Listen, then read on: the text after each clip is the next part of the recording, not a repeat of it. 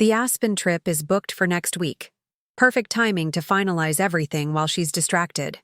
My husband whispered into his phone, unaware I was standing just outside his home office.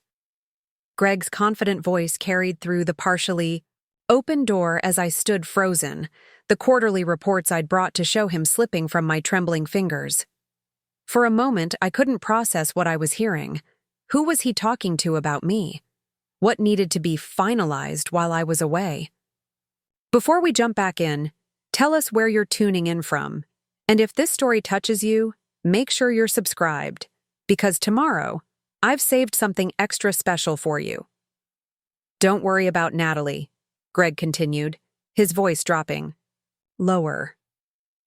Once she signs the transfer papers in Aspen, Reynolds Group will complete the acquisition immediately. She'll be too busy skiing to realize what's happened until it's too late. I pressed my hand against the wall to steady myself, my wedding ring catching the afternoon light that streamed through our bay windows. 13 years of marriage, and in that moment, I felt like I was hearing my husband's voice for the first time. Clinical, calculating, completely foreign. The board members are on board, he added with a soft laugh that turned my stomach. Except Jackson, but she's being handled. One romantic getaway, and Natalie will sign anything I put in front of her. By the time she realizes what's happened, Evergreen will be gutted and sold for parts.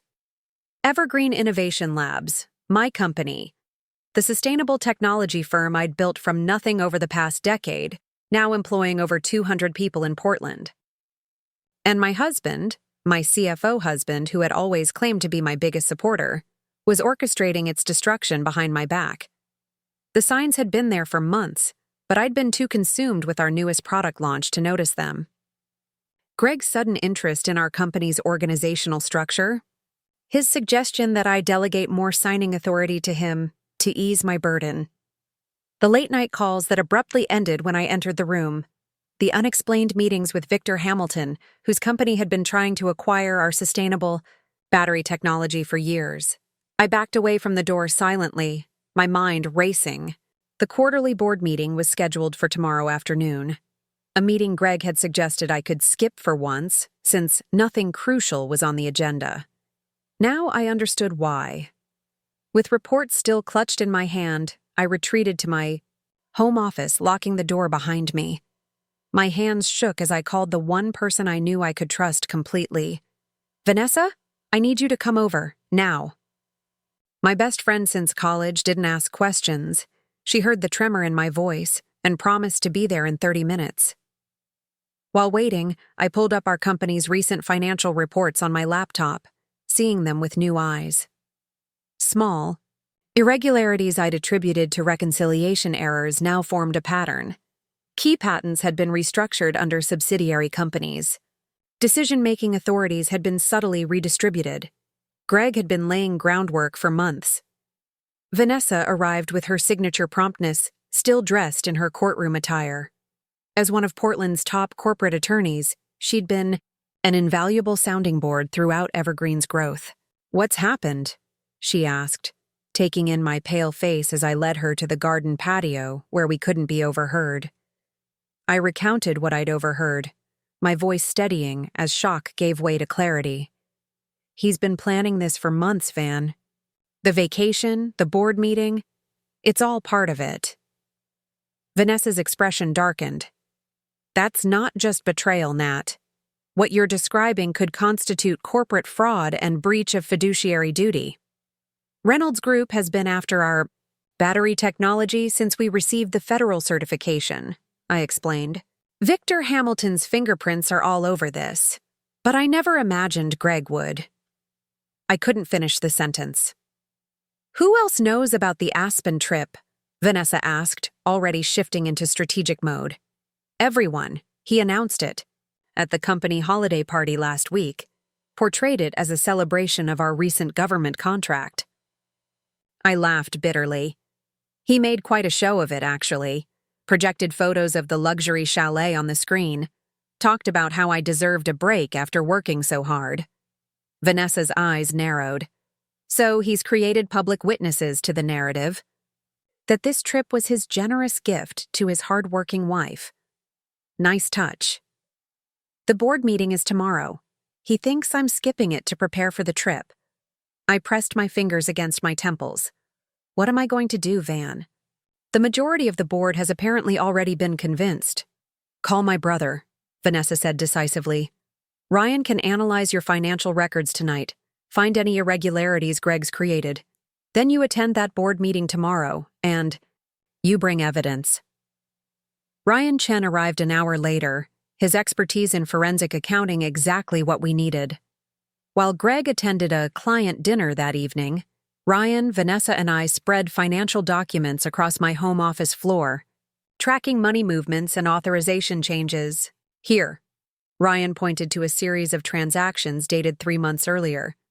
These transfers to Meridian Holdings, that's a shell company. I've seen this pattern before. Meridian? I frowned.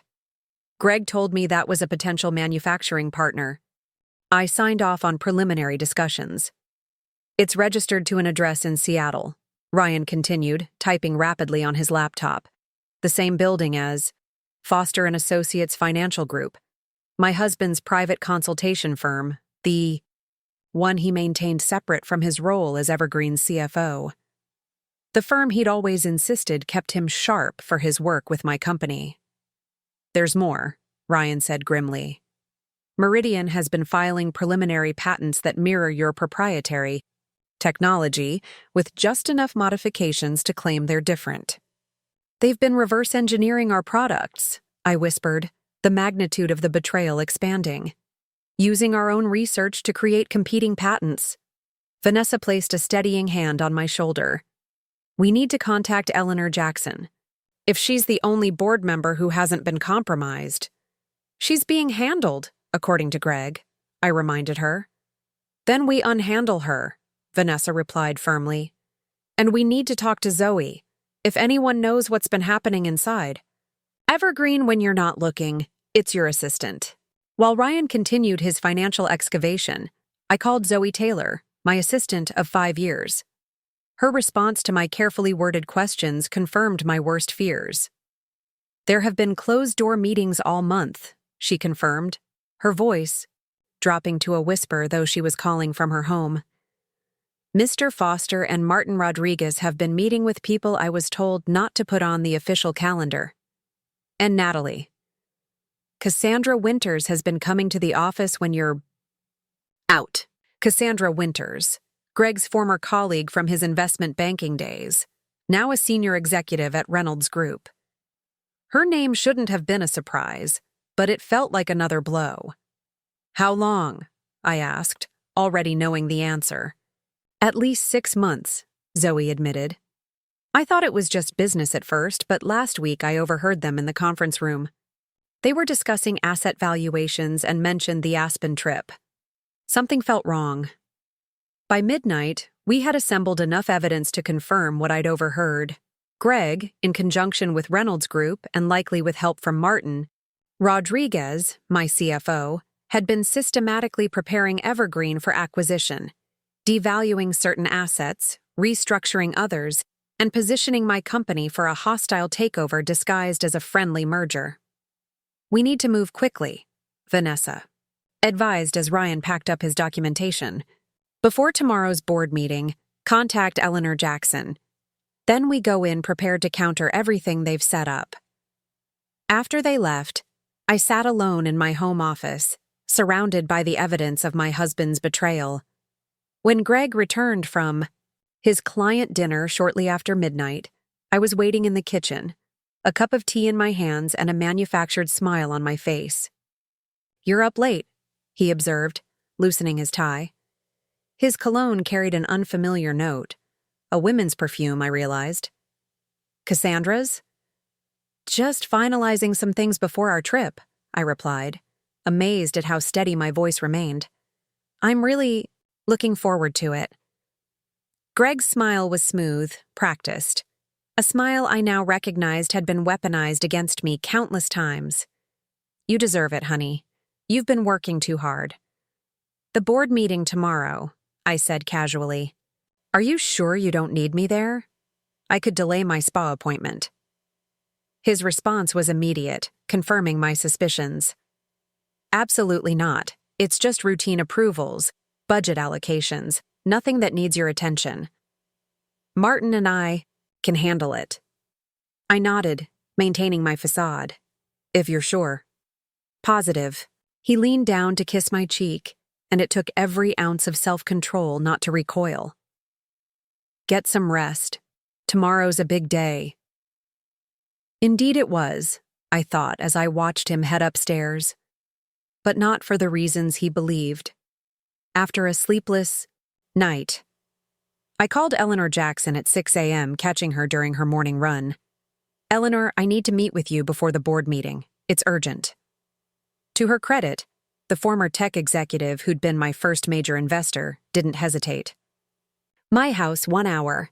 Eleanor's modernist home in the West Hills overlooked the city where I'd built Evergreen from a startup operating out of my garage to one of Portland's most promising green technology companies. As I laid out what we'd discovered, her expression shifted from shock to cold fury. Reynolds Group approached me 3 weeks ago, she confirmed. Victor Hamilton personally. Said the board was unanimously moving toward acquisition, and I should align myself with the inevitable. When I refused, Greg reached out, implied that opposing the sale would damage my reputation in the industry. You were being pressured, I noted, relieved to have confirmation. I've been in this business 30 years, Natalie. It takes more than vague threats to pressure me. Eleanor's steely gaze met mine. I didn't build 3 successful companies by letting men in expensive suits dictate my decisions. Preparing and narrating this story took us a lot of time, so if you are enjoying it, subscribe to our channel. It means a lot to us. Now back to the story. With Eleanor firmly on my side, we contacted 2 other board members who had been less directly involved in recent decisions. While not fully aware of what Greg had been orchestrating, they had sensed something unusual in the recent restructuring proposals. By 10 a.m., we had secured enough support to potentially block any immediate action. The board meeting was scheduled for 2 p.m. At 1:30, I walked into Evergreen's headquarters, Vanessa and Ryan flanking me like bodyguards. Zoe's eyes widened when she saw me. Mrs. Foster, I thought you were preparing for your trip. Change of plans, I replied calmly. I'll be attending the board meeting after all. Zoe's relief was palpable. I've prepared copies of all the documents Mr. Rodriguez requested, plus the additional contracts you asked me to pull together this morning. The conference room fell silent when I entered. Greg, mid-conversation with Martin Rodriguez, froze momentarily before recovering with practiced smoothness. Natalie, what a surprise. I thought you were getting ready for Aspen. I rearranged my schedule, I replied, setting my portfolio on the gleaming conference table. This meeting seemed too important to miss. Martin Rodriguez shifted uncomfortably in his seat, not meeting my eyes. 2 other board members exchanged glances. Victor Hamilton, whose presence confirmed everything, smiled thinly. Mrs. Foster, how delightful. I was just discussing with the board some exciting potential synergies between our companies. I'm sure you were, Victor. I took my seat at the head of the table, Vanessa and Ryan positioning themselves strategically on either side of me. Before we begin, I'd like to introduce my counsel, Vanessa Patel, and financial advisor, Ryan Chen. They'll be joining us today. Greg's smile faltered slightly. Is that necessary? This is a standard quarterly meeting. Is it? I opened my portfolio, extracting the documents Ryan had prepared. Then perhaps you can explain these financial irregularities involving Meridian Holdings, or the unauthorized patent applications filed through your private consulting firm, or your meetings with Reynolds Group executives that never appeared on any official calendar. The room went deadly quiet. Greg's face drained of color, then flushed deeply. Martin Rodriguez stared fixedly at the table. Victor Hamilton's smile disappeared entirely. I'm not sure what you're implying, Greg began, his voice tight. I'm not implying anything. I'm stating facts. I distributed copies of Ryan's analysis to each board member. Fact. For at least 6 months, you've been systematically preparing Evergreen for acquisition without board authorization. Fact. You've established shell companies to siphon our intellectual property. Fact. You've conducted private negotiations with Reynolds Group, our direct competitor. Victor Hamilton stood abruptly. This is preposterous. I came here in good faith to discuss a potential business relationship beneficial to all parties. Did that business relationship include the conversation you had with my husband last night? I asked coolly. The one where you finalized plans to have me sign transfer documents while distracted on vacation? Or the one where you discussed gutting Evergreen for parts once the acquisition was complete? Eleanor Jackson spoke up, her voice carrying the weight of her decades in the industry. I've reviewed these documents. If accurate, they constitute serious breaches of fiduciary duty and potentially criminal acts. They're accurate, Ryan confirmed, and there's more evidence being processed as we speak. Greg's composure cracked entirely. Natalie, you're misinterpreting business discussions. Yes, we've been exploring options with Reynolds Group, but only to maximize shareholder value. By devaluing our primary assets, I challenged. By restructuring our patents to make them vulnerable? That's not maximizing value. That's corporate sabotage. This is absurd, Greg snapped, looking to Martin for support. Tell them, Martin. Everything we've done has been by the book. Martin Rodriguez, to my surprise, closed his eyes briefly before speaking. I was told these measures were approved by Mrs. Foster. If that's not the case... He left the sentence unfinished. No, it's not, I said quietly. You've been countersigning authorizations Greg claimed had my approval. The remainder of the meeting unfolded like a carefully orchestrated symphony, one where I finally held the conductor's baton. Each piece of evidence was presented methodically. Each denial was countered with documentation. Victor Hamilton left within 20 minutes, muttering about his legal team. Martin Rodriguez, seeing the tide turn, began offering detailed explanations of how he'd been misled. As the meeting concluded 3 hours later, several key motions had been passed. Greg's immediate suspension pending investigation, Martin's placement on administrative leave, a freeze on all recent restructuring activities, and the appointment of an independent auditor to review all transactions from the past year. Greg caught up to me in the hallway afterward, his face a mask of barely contained fury. You have no idea what you've done, he hissed. This deal would have set us both up for life. No, Greg, I corrected him calmly, though my heart was pounding. It would have destroyed everything I've built and betrayed everyone who's trusted in this company's mission. The Aspen trip is canceled, by the way. I suggest you find somewhere else to stay tonight. This isn't over, he warned, but the threat sounded hollow even to him. Actually, it is. Vanessa stepped forward, handing him an envelope. This is notification of impending legal action for corporate malfeasance, breach of fiduciary duty, and attempted fraud. I've also taken the liberty of freezing your access to joint accounts pending investigation. As Greg stormed out, Eleanor approached me. You know, when I invested in Evergreen 8 years ago, I wasn't just investing in your technology. I was investing in you, your vision, your integrity. Today proved I was right. I managed a small smile, professional composure barely containing the emotional turbulence beneath. Thank you, Eleanor, for everything. Only after returning to my now empty home did I allow myself to feel the full weight of what had happened. 13 years of marriage, a decade building Evergreen, all of it nearly destroyed by the person I'd trusted most. The betrayal cut bone deep, not just professional, but deeply personal. Vanessa arrived with takeout and wine an hour later, having anticipated I wouldn't want to be alone. The paperwork's filed, she confirmed. His corporate devices have been confiscated, and security has changed the access codes at headquarters. Ryan's team is doing a comprehensive financial review. Did you know? I asked suddenly, the question that had been haunting me. Did you ever suspect Greg was capable of this? Vanessa considered the question seriously before answering. No, I thought he was ambitious, maybe sometimes too focused on growth metrics.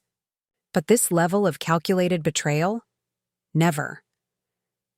I nodded, somehow comforted that my blindness hadn't been obvious to everyone.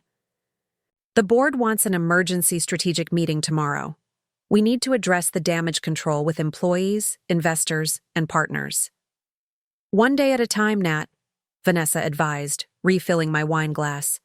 Today, you saved your company. Tomorrow, you can figure out how to rebuild. That night, alone in what had once been our bedroom, I found a folder hidden in Greg's nightstand. Inside were brochures for luxury condominiums in Seattle, walking distance from Reynolds Group's headquarters, and photos of him with Cassandra Winters that went far beyond professional collaboration. The final pieces clicked into place. The betrayal had been complete.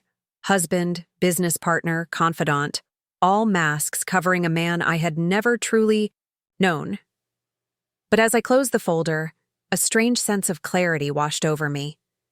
In trying to take everything from me, Greg had inadvertently given me something invaluable: the truth, and with it, freedom to rebuild on my own terms. The emergency. Strategic meeting the next morning had a different energy than any previous board gathering. With Greg and Martin absent, and 2 additional board members joining remotely, we addressed the immediate concerns: stabilizing employee confidence, reassuring major clients, and establishing a transparent timeline for the investigation. The most important message, Eleanor emphasized, is continuity and strength. Evergreen isn't defined by one person's actions. It's defined by its mission and the team that executes it. Zoe had organized an all-hands meeting for the afternoon, giving me time to prepare what would be the most difficult company address I'd ever delivered. Danielle Cooper, our former head of R&D who had left 6 months earlier under circumstances that now seemed suspicious, had reached out after hearing rumors of yesterday's boardroom confrontation. Greg made it impossible for me to do my job, she confirmed when I called her. Kept redirecting our research priorities, insisted on compartmentalizing the team to improve efficiency. When I questioned it, he suggested to you that I was resistant to necessary changes. I believed him, I acknowledged, the weight of my misplaced trust growing heavier. Danielle, I can't undo what happened, but I'd like to talk about your potential return. We need your expertise now, more than ever. By the time I stood before Evergreen's assembled employees that afternoon, I had a clearer vision of both what had happened and what needed to happen next. Transparency seemed the only viable path forward. Many of you have heard rumors about yesterday's board meeting, I began, scanning the faces of the team I'd built. Rather than allow speculation to continue, I want to address the situation directly. For the past several months, there has been an organized effort to devalue Evergreen and prepare it for acquisition. An acquisition that would have resulted in the dismantling of everything we've built together. The room remained silent, hundreds of eyes fixed on me as I continued. This effort involved individuals both inside and outside our company, including our former CFO. Thanks to the vigilance of several team members and board directors, this attempt was identified and stopped. An investigation is ongoing, and we will pursue appropriate legal actions. I drew a deep breath before continuing. But today isn't about what almost happened. It's about what happens next. Evergreen's mission hasn't changed. Our commitment to developing sustainable technology solutions is stronger than ever. What has changed is our understanding of how valuable what we're building truly is. Valuable enough that others would go to extraordinary lengths to acquire it. For the next hour, I outlined the immediate changes in leadership, the financial, safeguards being implemented, and the renewed focus on our core technological innovations. Questions came rapidly, some pointed, others concerned. I answered each one with as much honesty as legal constraints would allow. When asked directly about Greg's involvement, I didn't shield him. Yes, my husband was central to this attempt. This represents both a professional and personal betrayal that I'm still processing. But Evergreen has always been bigger than any individual, including me. That remains true today. By the meeting's end, the initial shock had transformed into something resembling cautious determination. Several department heads stayed afterward, offering support and sharing their own observations of unusual activities they'd noticed but hadn't connected until now. Martin Rodriguez's assistant approached me privately, eyes downcast. "Mrs. Foster, there are files on Mr. Rodriguez's private server that I think you should see. Communications with Reynolds Group dating back almost a year." The days that followed brought more revelations. The planned acquisition would have resulted in Evergreen being effectively dismantled, our research team scattered, our patents absorbed into Reynolds Group's portfolio, and our manufacturing facilities closed. The sustainable vision that had driven me to found the company would have been abandoned in favor of more immediately profitable applications. Most painfully, I discovered that Greg's betrayal had begun not with greed, but with resentment. In emails to Cassandra, he complained about living in my shadow, about being seen as Mr. Evergreen, instead of recognized for his own financial acumen. What had started as professional jealousy had metastasized into something far more destructive. Legal proceedings moved forward swiftly. With evidence mounting daily, Greg agreed to a settlement that included surrendering his ownership stake in Evergreen and signing comprehensive non-disclosure agreements.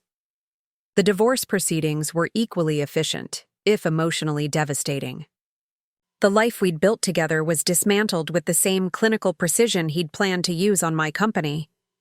Victor Hamilton and Reynolds Group faced federal investigations for their role in the attempted hostile takeover. Martin Rodriguez provided evidence against all parties in exchange for immunity, revealing the elaborate scheme in its entirety. 6 months after the board meeting that changed everything, Evergreen held its first innovation showcase since the crisis. Our newest sustainable battery technology, the very innovation Greg and Reynolds had coveted, was being implemented in a pilot program with the city of Portland. Danielle Cooper, reinstated as our Chief Innovation Officer, led the presentation with the confidence and vision that had made her invaluable to Evergreen from its earliest days. After the showcase, Eleanor Jackson found me on the rooftop garden. We'd installed as part of our headquarters' green initiative. "You've done remarkable work rebuilding," she observed, looking out over the city. "Not just the company's infrastructure, but its spirit." "We had a solid foundation," I replied. Once we cleared away what was compromising it, that became apparent again.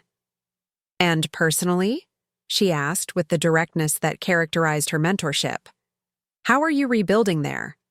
I considered the question honestly. Some days are harder than others. Trusting my own judgment again has been the biggest challenge. Yet here you are, making better decisions than ever. Eleanor's approval wasn't freely given, making it all the more valuable. The board is unanimous about the company's direction now. That's rare in my experience.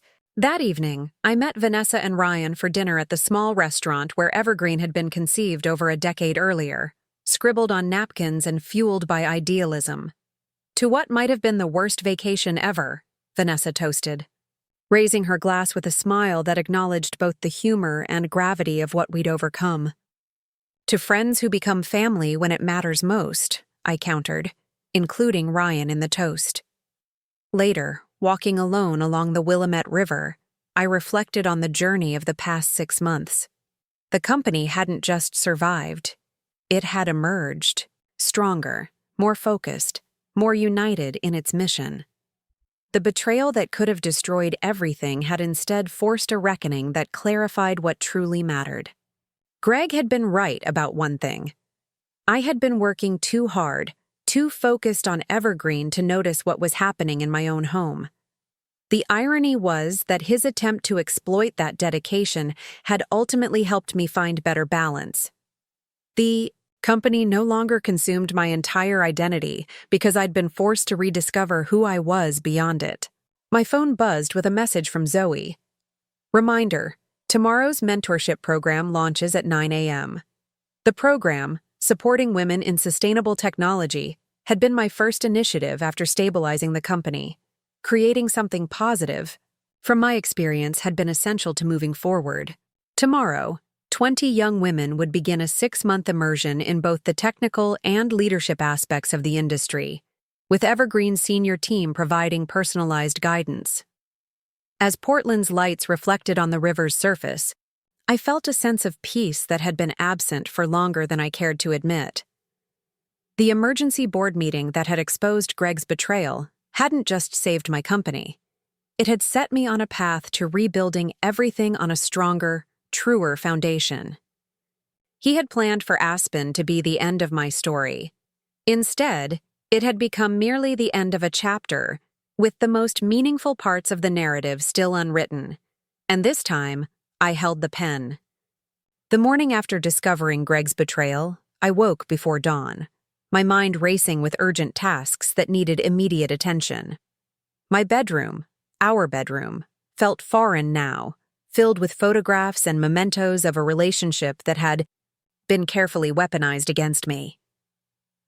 I slipped out of bed quietly, though I knew Greg had spent most of the night in his home office, his typing audible through the wall as he presumably tried to salvage whatever remained of his plans. As the first hints of sunrise painted Portland's skyline in gold and pink, I sat in my garden sanctuary with a steaming cup of coffee, making calls that couldn't wait. By 7, I had spoken with Andrew Morrison, the corporate attorney Vanessa had recommended as additional counsel, and scheduled an emergency meeting at his downtown office.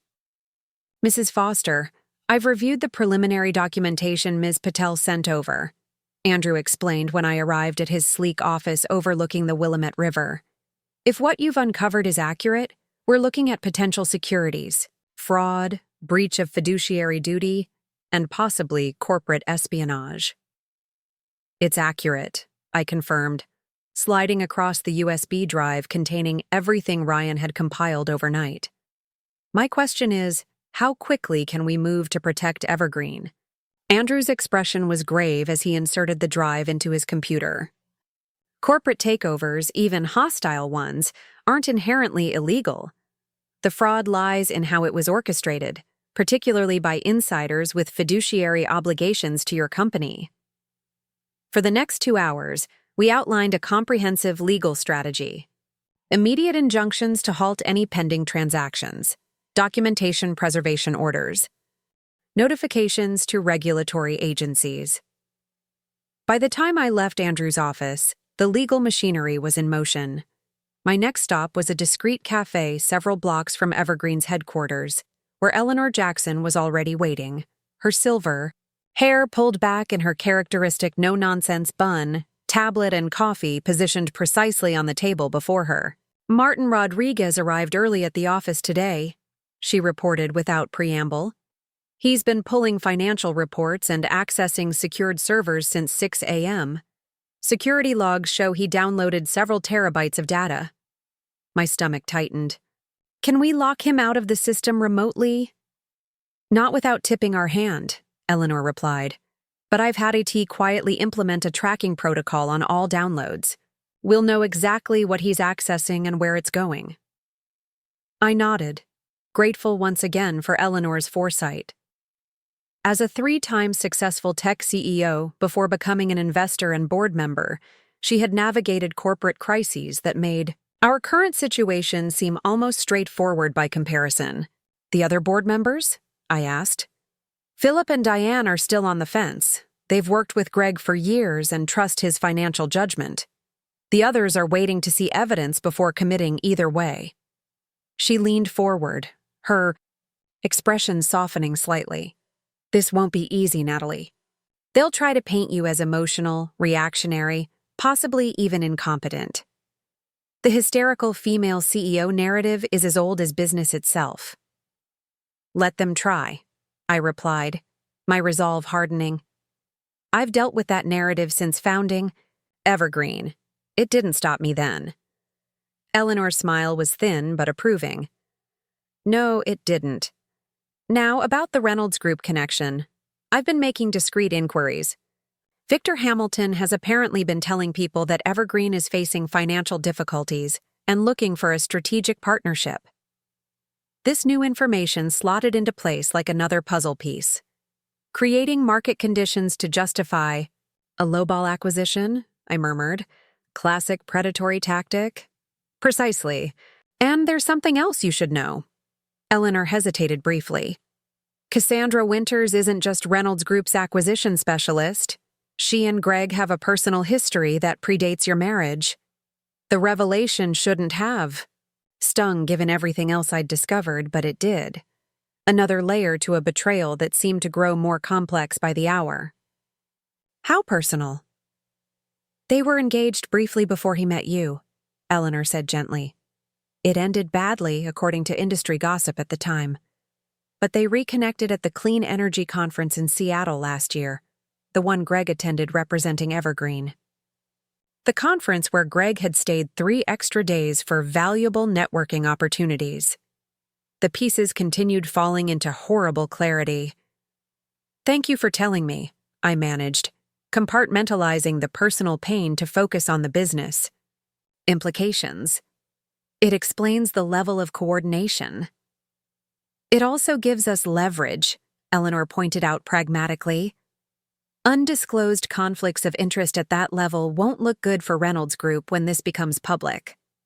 By mid-morning, I had established a makeshift command center in Vanessa's law office, safely away from Evergreen headquarters, where my unexpected presence might alert Greg or Martin.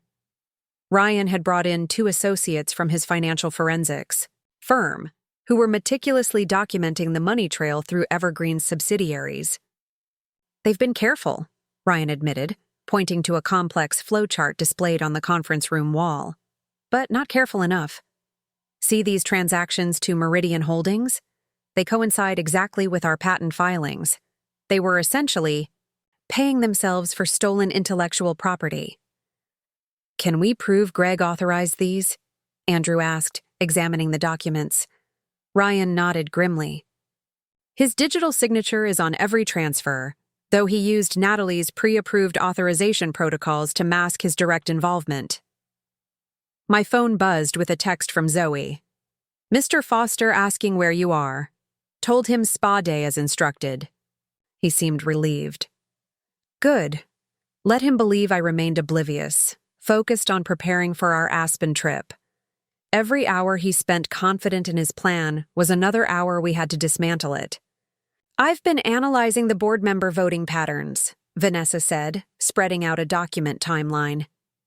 Philip Chen and Diane Murray have voted with Greg on every financial restructuring proposal for the past 4 months. Either they're complicit, or they trust his expertise and haven't looked closely at the implications, I finished. Philip backed my first funding round when nobody else would. I can't believe he'd knowingly undermine Evergreen. People can surprise you, Ryan muttered, then glanced up apologetically. Sorry, Natalie. No, you're right. I straightened my shoulders. But I've known Philip for 12 years. Before we approach him, I want to understand exactly what Greg told him to secure his support. Andrew's assistant interrupted with a stack of freshly printed legal documents. The temporary restraining orders are ready for your review, and Judge Watkins can see us at 1 o'clock if we're filing today. A separate legal team was preparing for the board meeting, drafting resolutions and documenting potential violations of corporate governance. Every aspect of our counter-strategy needed to be airtight. Greg wouldn't go down without a fight. And Reynolds Group had significantly more resources at their disposal. As noon approached, I received an unexpected call from Danielle Cooper, Evergreen's former head of R&D, who had left the company 6 months earlier after increasing conflicts with Greg over research priorities. Natalie, I've been hearing rumors, she began cautiously. Is something happening with Evergreen? I hesitated, weighing how much to reveal to a former employee, even one I had trusted implicitly before Greg had convinced me her resistance to structural changes was hampering innovation. "Why do you ask?" I countered. "Because Victor Hamilton contacted me last week about a senior position at Reynolds," she replied, her voice tight with controlled anger. "He specifically mentioned that they were consolidating resources from Evergreen and wanted me to head the transition team for the battery technology division." My division, Natalie. The one Greg dismantled after I left. My free hand curled into a fist as another piece of the betrayal took shape. "Danielle, if you're willing, I need everything you can remember about your interactions with Greg before you left, particularly regarding the compartmentalization of the research teams." "Willing?" Danielle laughed darkly. "I've been documenting everything since he first started interfering with our research protocols. I knew something wasn't right, but I couldn't prove it was more than management overreach." "Can you meet us?" I asked, hope flaring that we might have another crucial ally. "I'm already in my car," she confirmed. "Text me the address." While waiting for Danielle, I reviewed the board meeting agenda Greg had circulated the previous day. Item 3, innocuously labeled Strategic Partnership Evaluation, was undoubtedly where the Reynolds Group acquisition would be introduced, the culmination of months of covert preparation. Danielle arrived carrying a weather-beaten leather portfolio bulging with documents. At 45, with prematurely silver hair and the focused intensity that had made her one of the top research scientists in sustainable energy, she radiated, controlled fury as she spread her documentation across the conference table. "It started with security protocols," she explained, pointing to a memo dated nearly 9 months earlier. "Greg implemented new data protection measures that effectively siloed our research teams.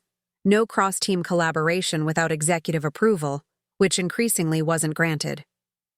Andrew leaned forward, examining the memo. "This references intellectual property compartmentalization to maximize future optionality. Interesting choice of words." "It gets better," Danielle continued, flipping to another document. 3 months in, he restructured our patent application process. Instead of filing comprehensive patents covering entire systems, he insisted we break everything into smaller components filed under different subsidiary entities. At the time, he claimed it was for tax optimization. Ryan whistled softly, making it easier to sell off pieces separately. "Classic dismantling preparation." "Exactly. But I didn't see the full picture until I received this." She produced an email with Reynolds Group letterhead. 2 weeks after I resigned from Evergreen. A confidential industry opportunity assessment, specifically referencing technologies my team had developed, some that hadn't even been publicly disclosed. The email confirmed what we already suspected. Reynolds hadn't opportunistically targeted Evergreen. This had been a coordinated long-term strategy, with Greg providing inside information every step of the way. As Danielle continued detailing Greg's systematic undermining of Evergreen's research integrity, my phone lit up with a call from the office. Martin Rodriguez. I showed the screen to Vanessa, who nodded. "Put it on speaker," she whispered. "Keep it casual." I answered with forced lightness. "Martin, what's up?" "Natalie, just checking on the quarterly projections for the board presentation. Are you planning to attend after all?" His voice carried an undercurrent of tension that I'd previously attributed to his exacting professional standards, but now recognized as something darker. "Still deciding," I replied non-committally. "Why? Is there something specific you need from me?" No, he backpedaled quickly. "Just finalizing the attendance list, the catering order," he added with a weak laugh. "I'll let you know by 1, I promised, then ended the call before my composure could crack. "He's nervous," Ryan observed. "Probably wondering if you've seen anything suspicious in the reports." "Good," Eleanor said firmly. "Nervous people make mistakes." By early afternoon, Judge Watkins had granted our emergency temporary restraining orders, freezing certain corporate actions pending full legal review. Andrew had filed them under seal to prevent premature discovery, but they provided critical legal protection if Greg tried forcing a vote at the board meeting. Vanessa had made contact with Philip Chen, approaching the situation delicately given his long relationship with both Greg and me. His response had been illuminating. He was genuinely shocked when I outlined what we found, she reported. According to Philip, Greg presented the Reynolds discussions as a minority investment opportunity that would provide capital for expansion while keeping Evergreen's core technologies proprietary and under current management. Not a full acquisition and dismantling, I noted bitterly. Did he believe you? He wants to see the evidence himself, but yes, I think so. He specifically mentioned that the terms Greg described to the board don't match what Victor Hamilton has been saying privately to industry contacts. With Philip potentially swinging to our side, and Eleanor already firmly opposed to the acquisition, we might have enough votes to block any immediate board action. But simply preventing the acquisition wasn't enough. We needed to remove Greg's ability to damage Evergreen further. As the afternoon progressed, we finalized our strategy for the board meeting. I would attend unexpectedly, with Vanessa and Ryan present as expert advisors. Andrew had prepared a comprehensive presentation documenting the legal and financial irregularities we'd uncovered. Danielle would remain on standby, ready to address the research manipulation if needed. What about Greg's personal devices? I asked, suddenly realizing a potential vulnerability in our plan. He'll have his own copies of documents, communications with Reynolds. Already handled, Ryan assured me. The restraining order includes all relevant corporate data, regardless of where it's stored. If he destroys evidence after being served, that's a separate criminal offense. At 4 o'clock, I received a text from Greg. Heading into pre-meeting prep with Martin and the Reynolds team. Everything on track for tomorrow's board meeting. Don't forget your spa appointment in the morning before we leave for Aspen. Love. You. The casual "love you" turned my stomach. How many times had he said those words while actively working to destroy everything I'd built? We should discuss what happens after tomorrow, Eleanor said quietly as the others packed up documentation for the morning. Assuming we succeed in blocking the acquisition and exposing Greg's actions, Evergreen will still face significant challenges. She was right, of course. The company would need to address market concerns, reassure employees, rebuild damaged systems, and recover misappropriated intellectual property. And I would need to navigate the public and private fallout of my husband's betrayal. One battle at a time, I replied, though my mind was already racing ahead to the recovery phase. First, we save the company. And yourself, Eleanor added pointedly. Don't forget that part. That evening, I returned home to find Greg already there, unusually attentive as he prepared dinner in our kitchen. The domestic scene might have seemed normal to an outside observer. Successful husband cooking for his busy executive wife. But every interaction now carried ominous undertones. Productive day at the spa? He asked, stirring a risotto that had once been my favorite meal. Very relaxing, I lied smoothly. And you? How was the office? Just finalizing some quarterly reports for tomorrow's meeting. Nothing exciting. He poured me a glass of wine, the same vintage we'd shared on our honeymoon. Everything's packed for Aspen. We leave right after the board meeting wraps up. I've arranged for a car to take us directly to the airport. The careful planning was almost admirable in its thoroughness. He'd orchestrated every detail to ensure minimal resistance, keep me distracted with spa treatments, rush me from the board meeting to the airport before I could speak with anyone, then serve divorce papers in an isolated luxury chalet where I'd have limited support or resources. That sounds perfect, I responded, matching his casual tone while mentally confirming our counter-strategy details. Though I was thinking I might stop by the board meeting briefly, just to say hello before we leave. A flicker of alarm crossed his face before his practiced smile reasserted itself. There's really no need. It's all routine business this quarter. You should enjoy your morning off. Maybe you're right, I conceded, watching relief replace his momentary tension. I'll decide in the morning. We ate dinner in surreal normalcy, discussing Aspen restaurants and ski conditions while both engaged in elaborate deception. Greg shared amusing anecdotes about client meetings that probably never happened. I asked innocent questions about board agenda items, watching how skillfully he redirected the conversation away from anything substantive. This man, who had once been my partner in both life and business, who had held me through my father's death and celebrated every evergreen milestone, was now a stranger performing a role. The performance was flawless, which only made it more disturbing. How long had our relationship been a calculated facade on his part?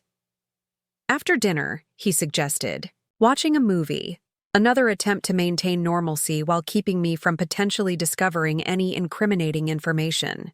I agreed, sensing an opportunity. Let me just check my email first, I said casually. I'm expecting final confirmation on that government contract. The government contract, a substantial Department of Energy agreement for our battery technology, represented exactly the kind of valuable asset Reynolds Group would want to acquire. Greg's expression remained neutral, but his fingers tightened slightly around his wine glass. Anything important can wait until after our trip, he suggested. You promised to disconnect from work in Aspen, remember? Just one quick check, I insisted, moving toward his home office where my laptop remained from the previous evening. 2 minutes, I promise. He followed me, hovering casually in the doorway as I opened my computer. His presence was supposedly supportive, but felt distinctly supervisory. I pulled up innocuous marketing reports while surreptitiously inserting a thumb drive Ryan had prepared, a specialized program that would silently copy specific categories of data from the home network, including any files Greg had recently accessed. Everything okay? He asked as the program ran invisibly in the background. Perfect, I confirmed, closing the laptop after confirming the data transfer was complete. You're right. Everything else can wait until we're back. Later, lying awake beside Greg's sleeping form, I contemplated the magnitude of what awaited us both tomorrow. The board meeting would permanently alter the trajectory of Evergreen, my marriage, and possibly my entire professional future. The thought should have terrified me, but instead, I felt an unexpected clarity. For months, I'd been navigating business challenges with incomplete information, making decisions while key facts were deliberately hidden from me.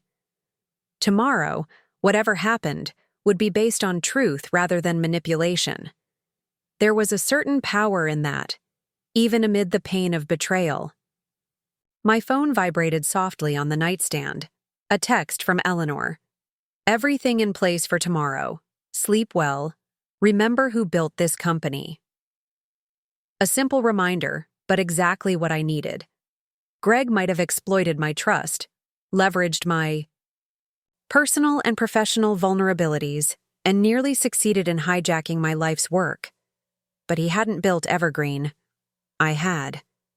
From the initial patent drawings sketched at my kitchen table to the company now employing hundreds and revolutionizing sustainable energy storage, Evergreen had been my vision, my persistence, my determination to succeed despite countless obstacles.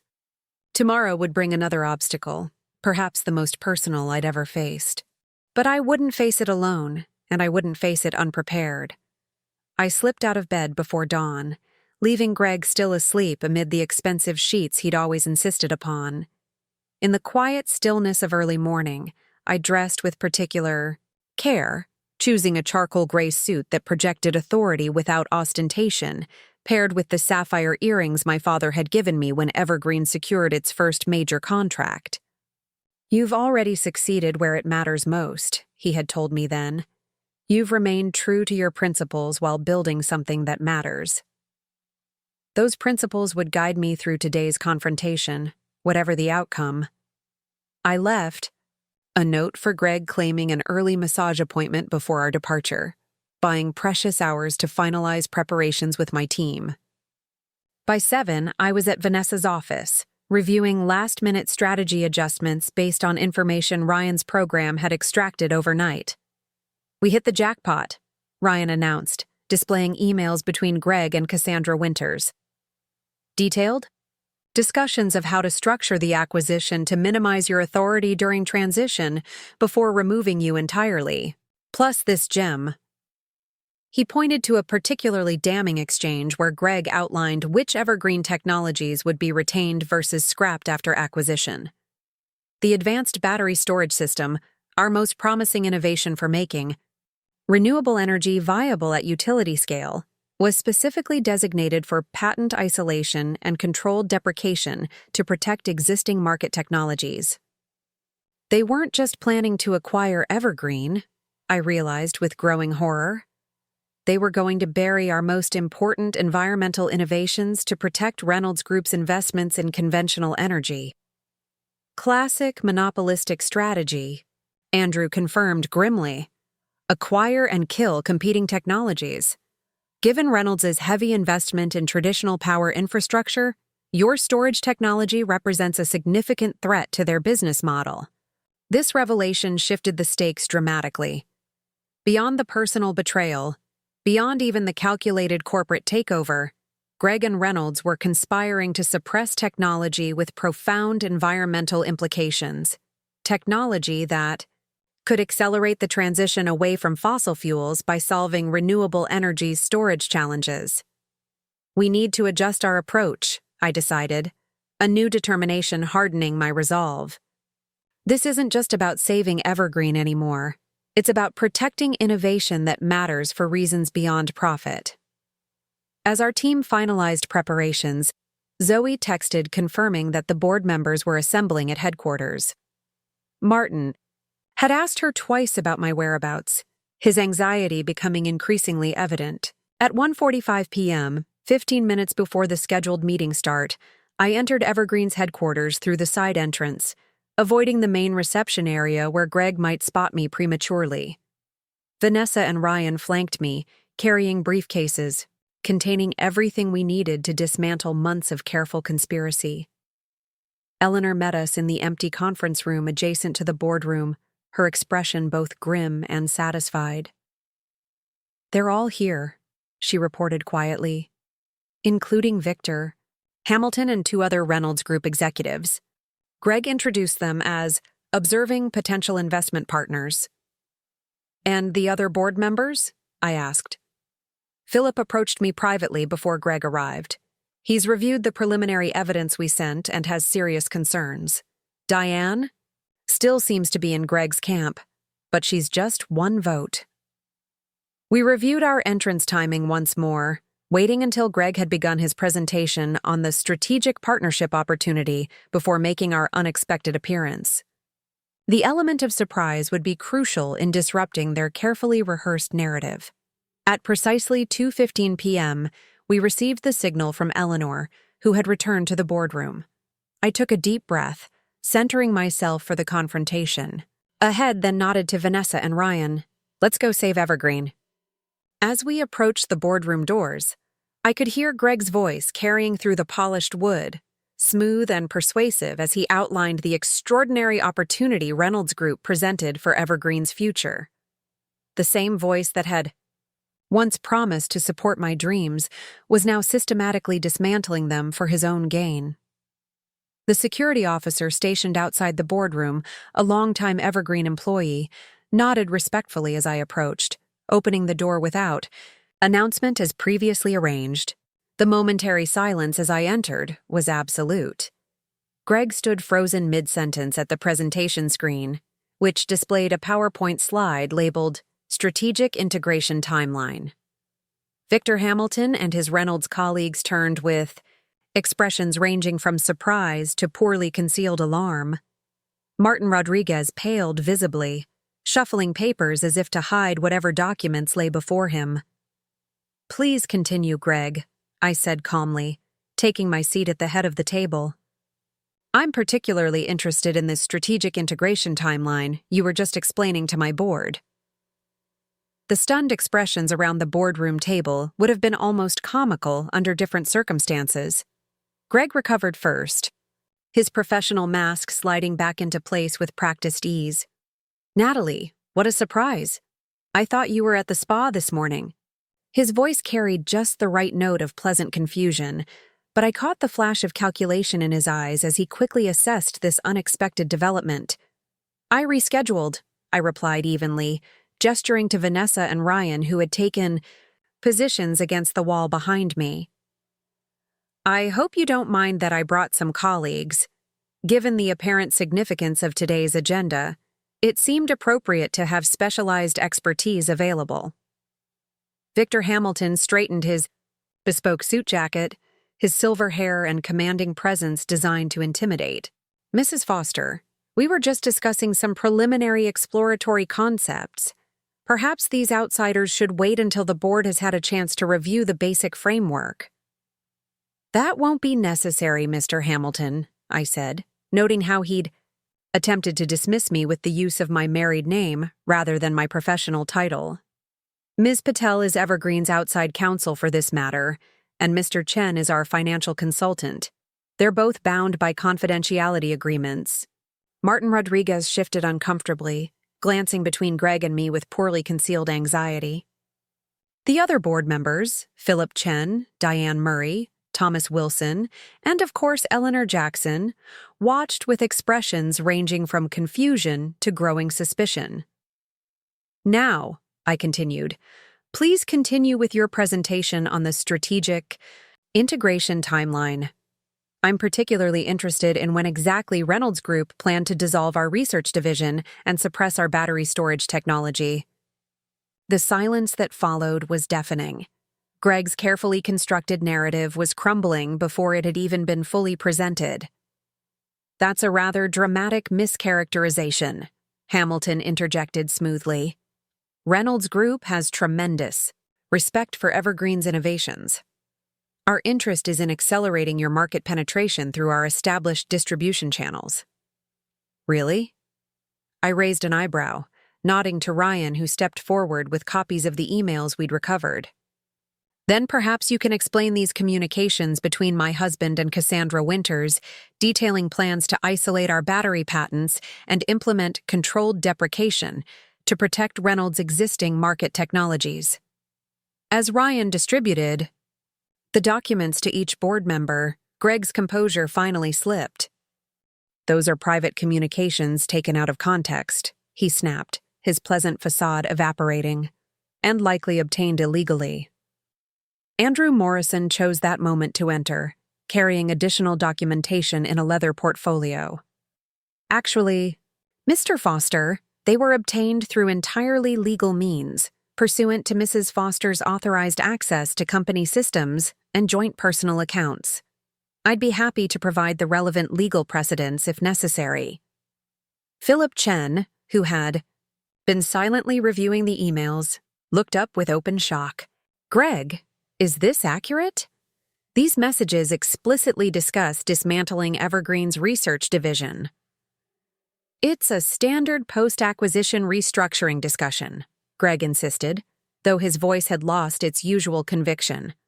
"All options were being considered as part of due diligence." "Including this?" Diane Murray, until now presumably in Greg's camp, held up one particularly damning email. "Once the transition is complete, Natalie can be offered a nominal advisory position with no operational authority or board seat. That doesn't sound like the partnership opportunity you described to us last month." "Or this," Thomas Wilson added, his typically quiet voice hardened with anger. "The environmental messaging has served its purpose in building market credibility, but Reynolds' shareholders will expect more immediate ROI priorities." He looked directly at me. "Natalie, this appears to be a fundamental betrayal of Evergreen's core mission." Victor Hamilton attempted to regain control of the narrative.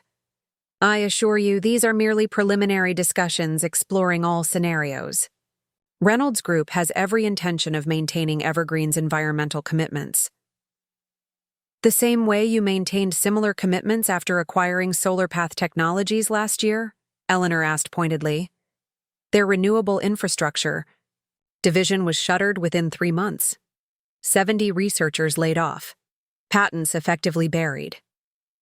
Hamilton's eyes narrowed at Eleanor, recognizing a formidable opponent. Different circumstances entirely. Market conditions dictated necessary adjustments. Market conditions, I repeated. Is that what you call it when you acquire innovative technology that threatens your existing business model, then systematically dismantle it? Martin Rodriguez cleared his throat nervously. Perhaps we should take a brief recess to review these materials more thoroughly before continuing the discussion. An excellent suggestion, I agreed, though not for the reasons he intended. And while we do, I believe everyone should be aware that as of this morning, temporary restraining orders are in place, preventing any transfer of Evergreen's intellectual property, changes to corporate structure, or unusual financial transactions. Pending full legal review. Greg stood abruptly. You had no authority to file such orders. Actually, as CEO and controlling shareholder, she has every authority, Andrew corrected calmly, particularly when presented with evidence of potential corporate malfeasance by officers with fiduciary responsibilities. The boardroom erupted into multiple conversations as the full implications became clear. Victor Hamilton conferred urgently with his Reynolds colleagues while Greg attempted to pull Martin aside.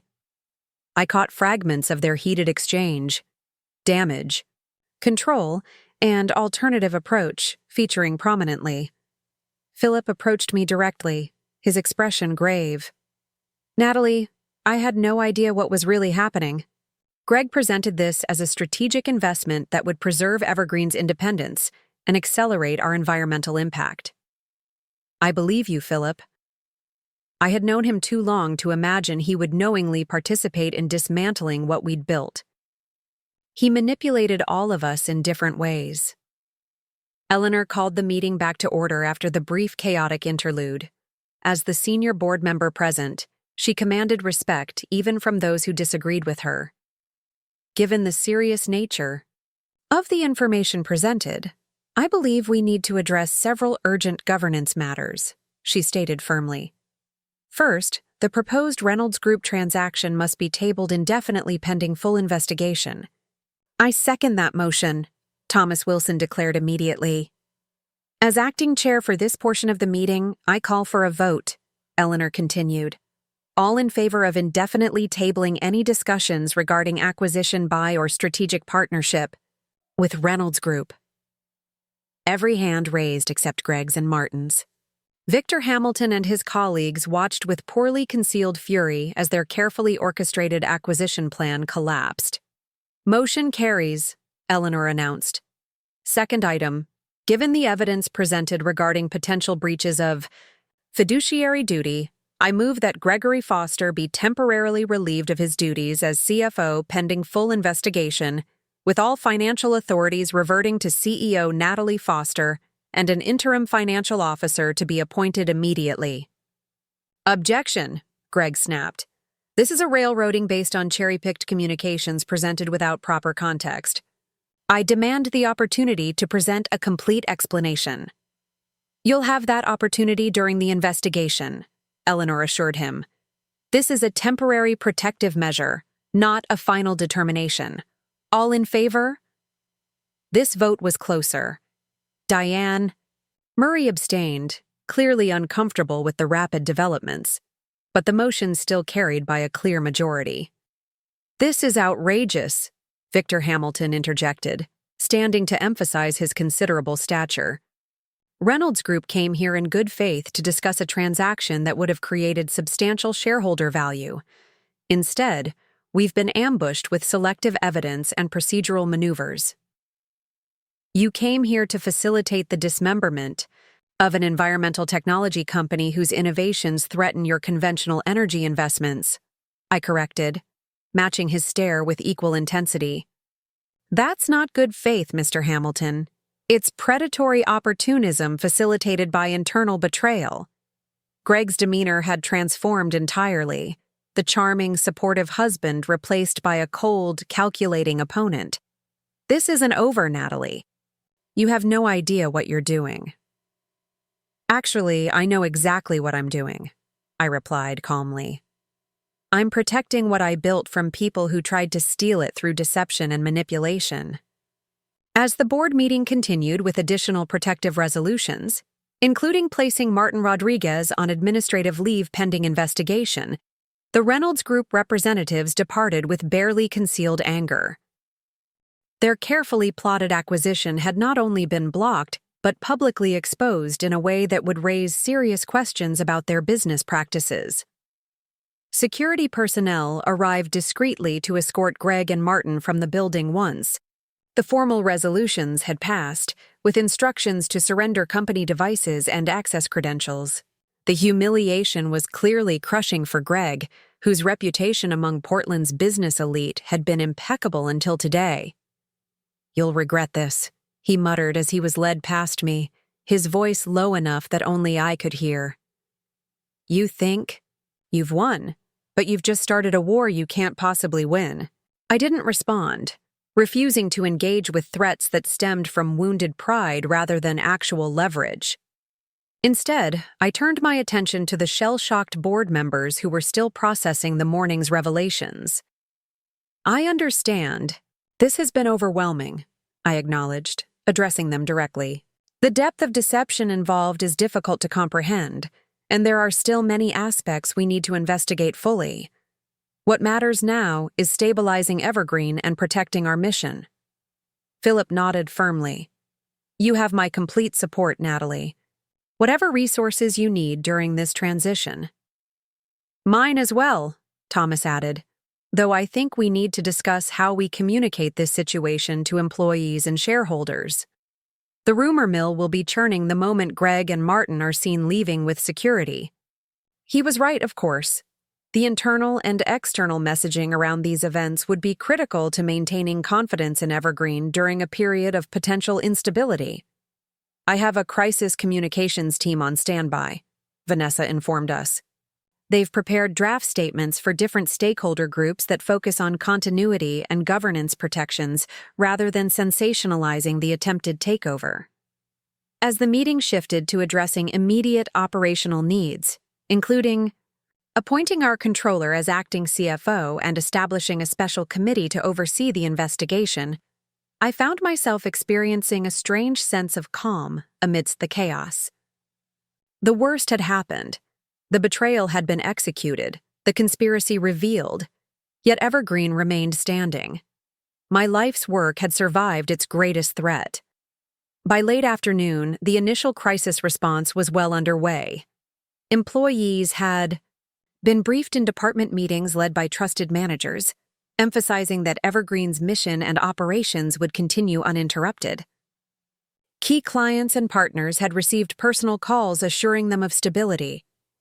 The board had unanimously approved a comprehensive audit of all financial transactions from the past 18 months. I finally had a moment alone in my office, looking out over the Portland skyline as the late afternoon sun cast long shadows across the city. The door opened quietly as Eleanor entered, carrying 2 cups of tea. "You should eat something," she advised, placing a protein bar beside 1 cup. "Crisis management requires fuel." I smiled wearily, accepting both the tea and the advice. "Thank you for everything today. Your immediate support made all the difference." Eleanor settled into the chair across from my desk, her expression contemplative. "You know, when I first invested in Evergreen, some of my colleagues thought I was making a sentimental decision, backing a female founder with limited business experience but boundless passion for changing the energy landscape." "Were they right?" I asked, curious about her perspective after all these years. "Partially," she admitted with a small smile. "There was indeed a sentimental element. I saw in you the same fire I'd had at your age, the determination to succeed where others predicted failure. But sentiment doesn't cloud my judgment when it comes to business. I invested because you had something more valuable than experience." "Which was?" "Integrity," Eleanor stated simply. The genuine belief that business success and positive impact aren't competing goals but complementary ones. That integrity is precisely what Greg and Reynolds tried to exploit, and ultimately what protected Evergreen when it mattered most. Her words provided unexpected comfort. In the flood of practical concerns and urgent decisions, I hadn't fully processed the emotional impact of Greg's betrayal.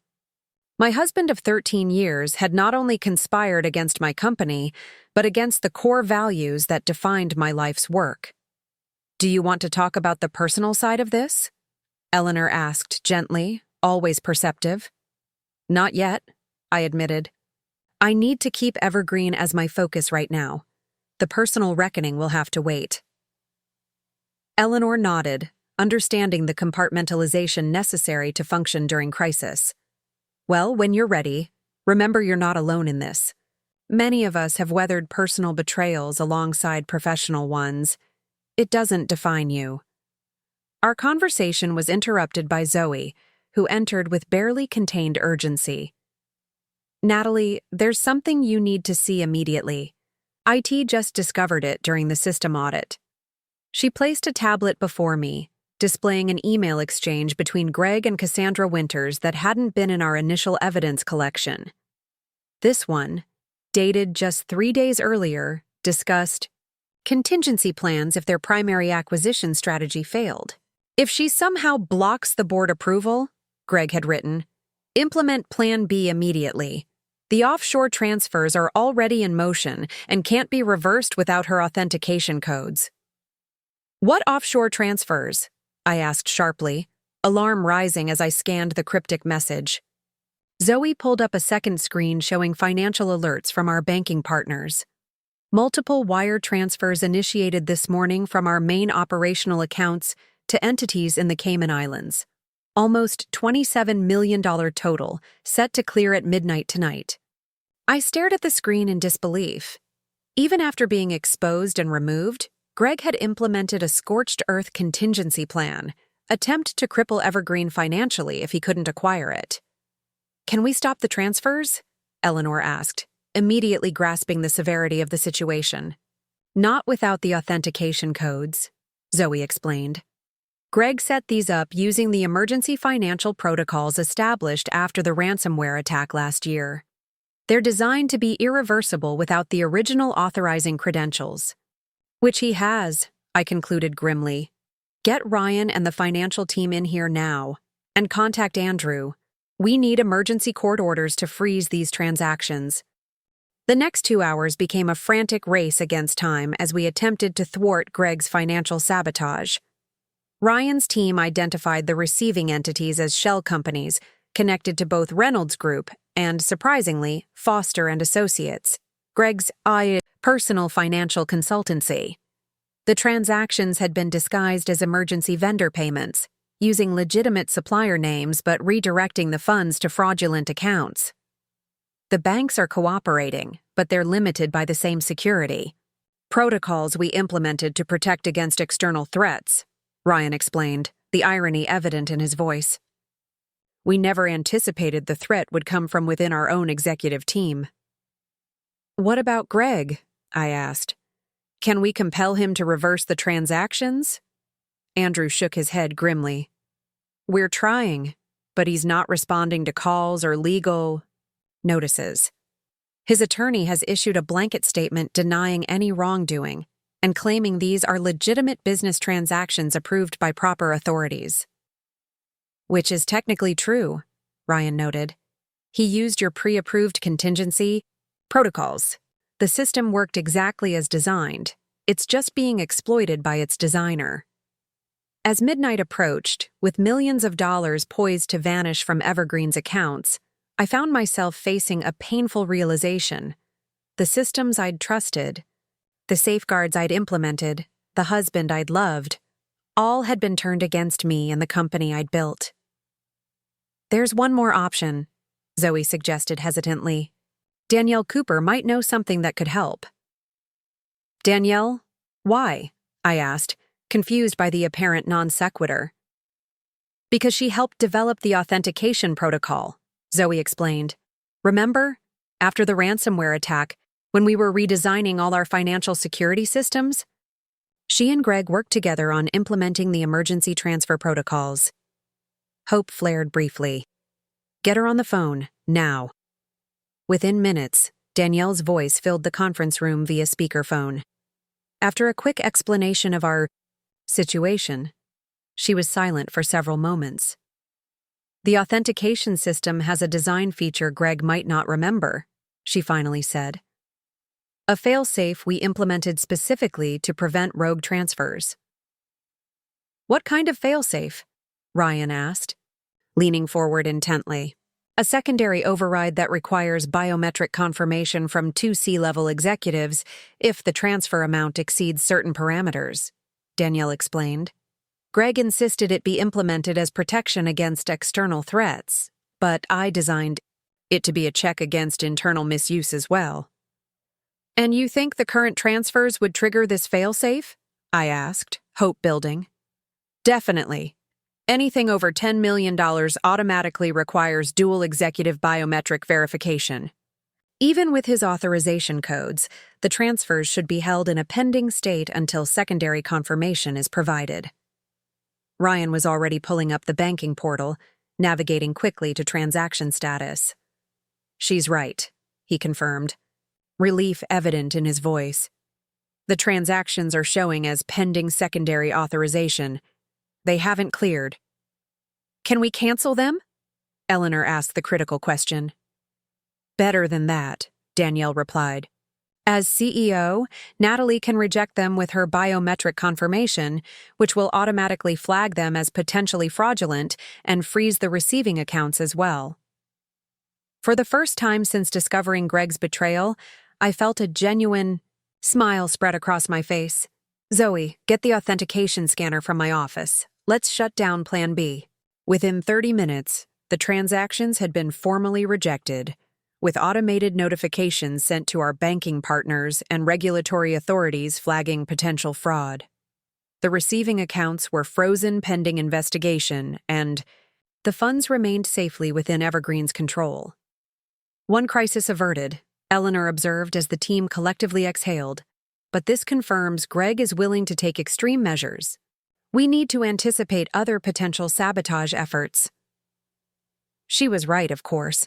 If Greg had implemented one contingency plan, there might be others we hadn't yet discovered. Despite the late hour, we organized teams to conduct comprehensive reviews of all systems, contracts, and external relationships that Greg had influenced. Focus on anything involving actual or intellectual assets, I instructed. Property leases, patent filings, client contracts, anything that could be manipulated to damage Evergreen if the acquisition failed.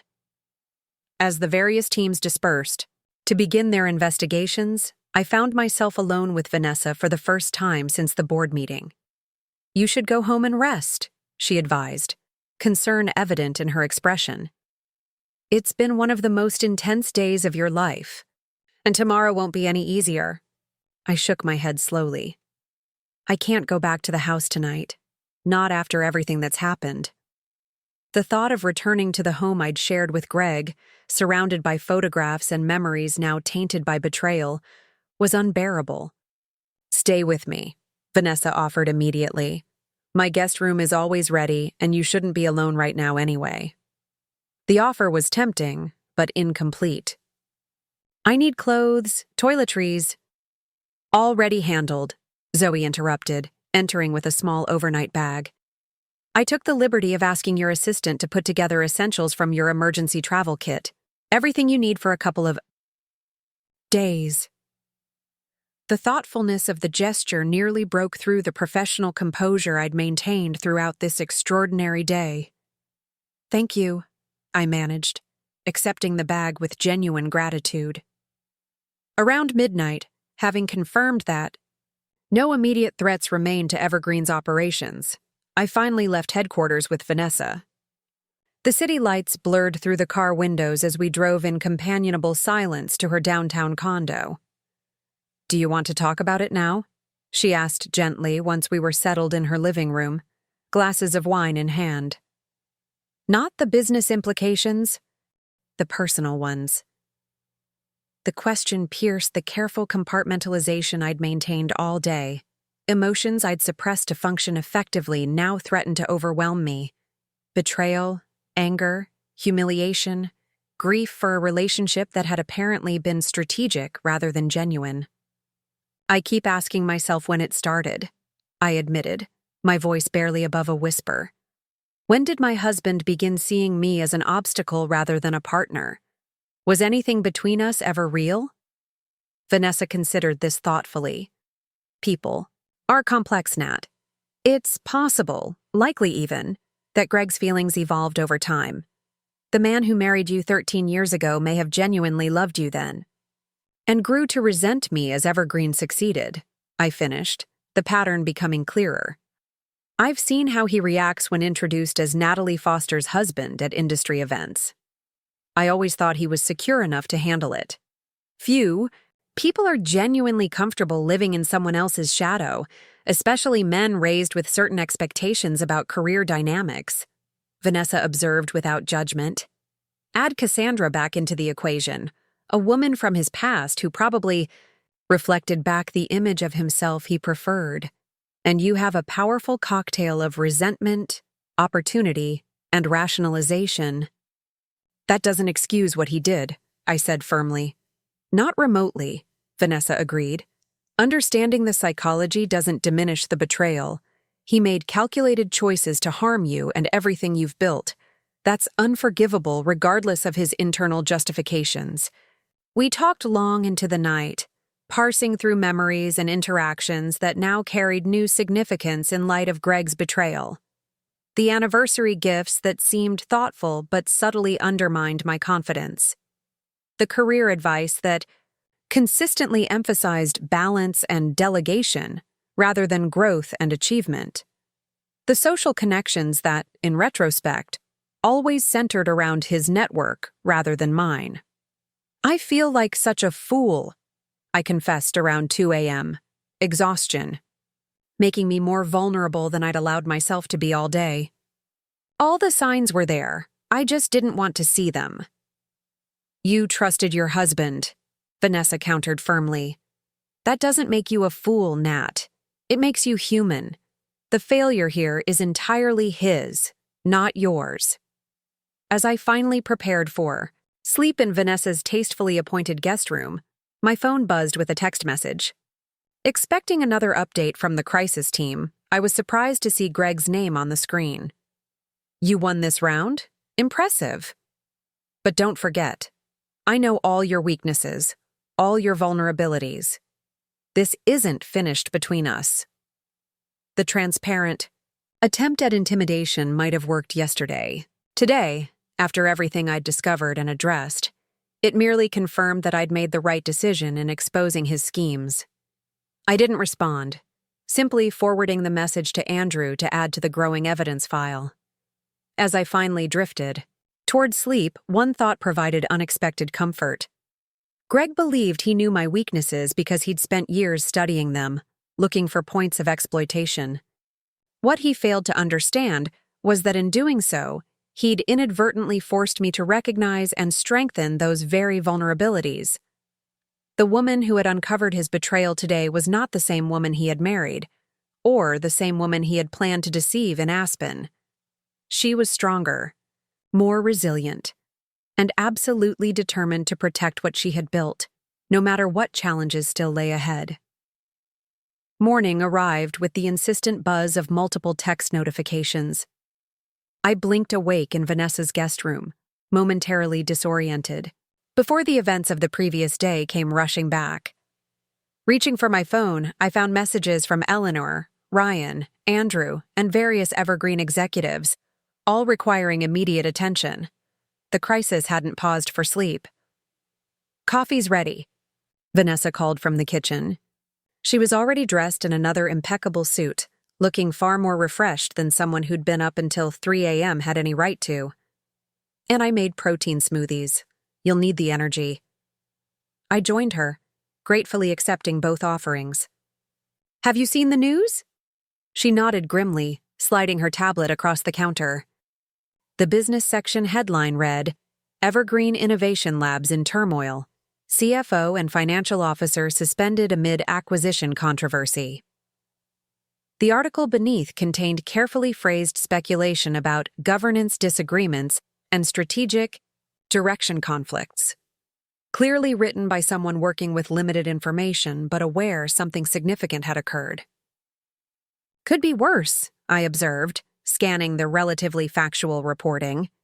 At least they haven't invented wild scenarios or taken sides. That won't last, Vanessa warned.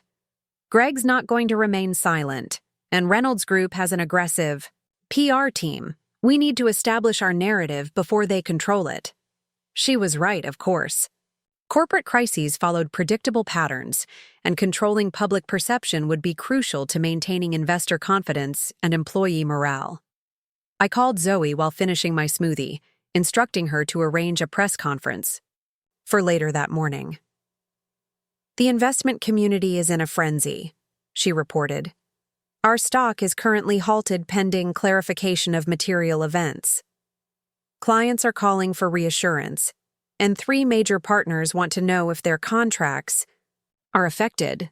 Tell them our CEO will address all concerns at 11, Vanessa instructed, and make sure the communications team has distributed those talking points we prepared to all department heads. By 8 o'clock, we were back at Evergreen headquarters, where the atmosphere vibrated with tense energy. Employees whispered in clusters, conversations halting awkwardly when I passed. Their uncertainty was palpable. In 24 hours, their CFO and financial officer had been escorted from the building. Reynolds Group executives had departed in obvious anger, and security protocols had been mysteriously enhanced overnight. Eleanor was waiting in my office with Ryan and Andrew, their expressions serious but not dire. Progress report, she said without preamble. Financial systems are secure. All accounts have been verified and additional protections implemented. Ryan's team worked through the night. We found 3 more attempts to move assets, Ryan added, handing me a detailed report. Smaller amounts directed through different channels, all initiated using Greg's credentials, all blocked and flagged. And legal developments? I asked, turning to Andrew.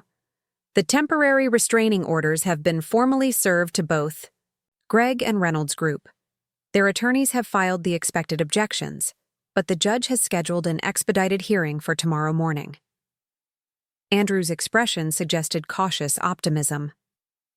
We have a strong case for extending the orders, given the evidence of attempted financial transfers last night. I nodded, processing the update.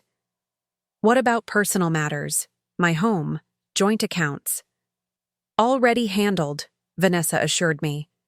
Your personal accounts have been separated from any joint holdings, and I've arranged for security at your home. The locks were changed last night. The practical efficiency with which my team had dismantled my marriage alongside securing my company should have been jarring, but I felt only gratitude for their thoroughness.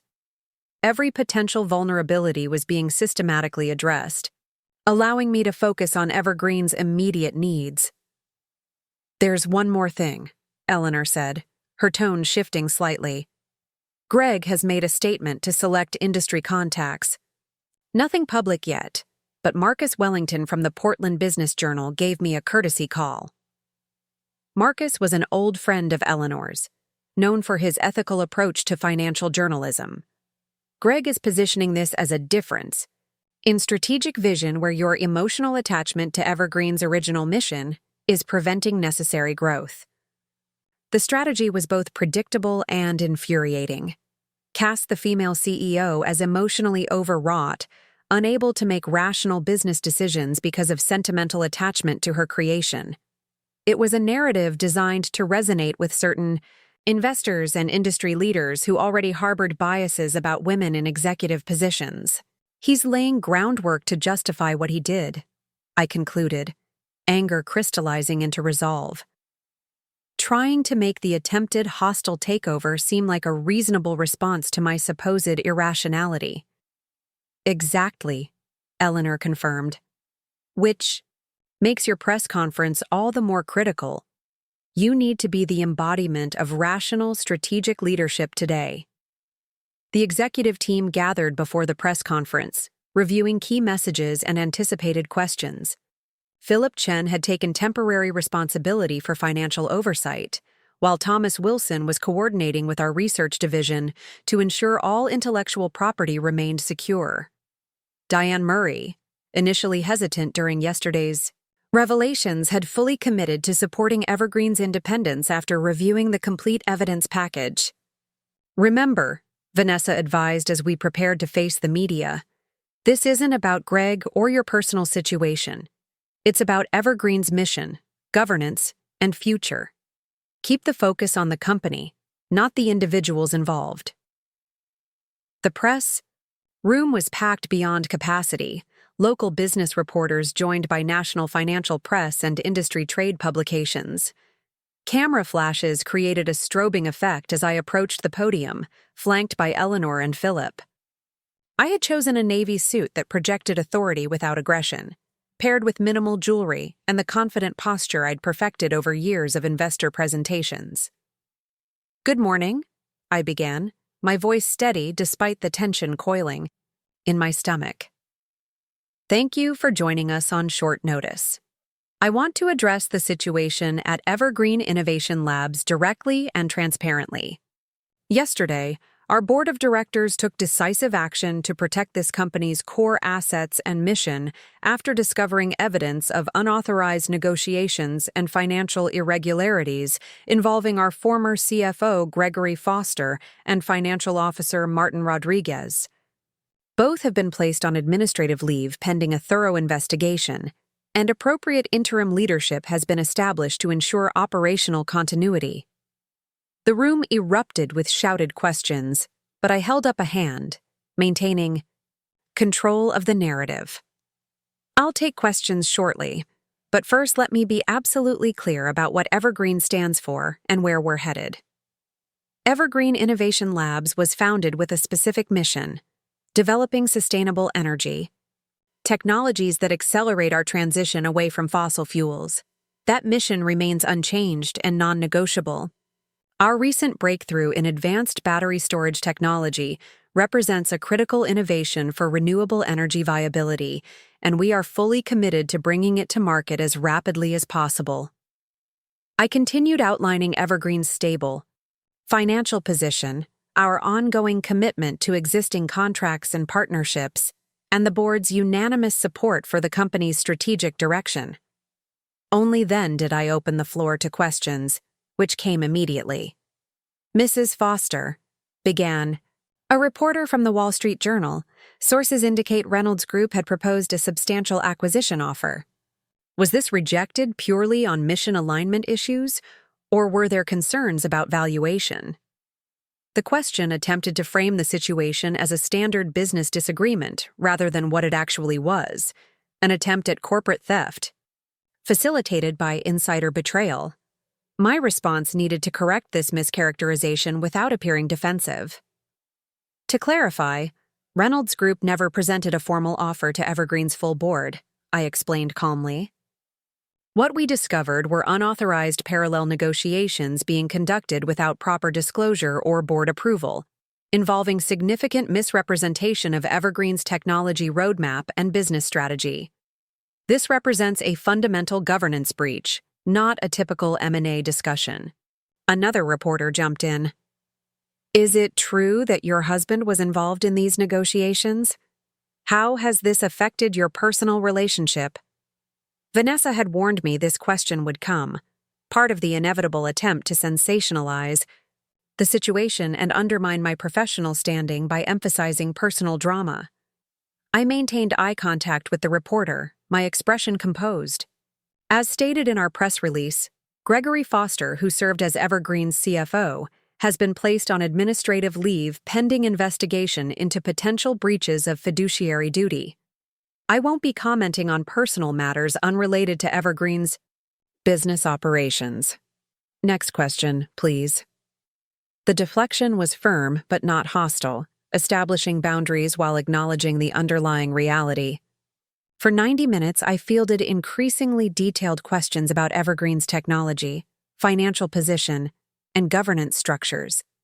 With each response, I demonstrated complete command of our business details, reinforcing the image of a CEO whose decisions were driven by strategic insight rather than emotional attachment.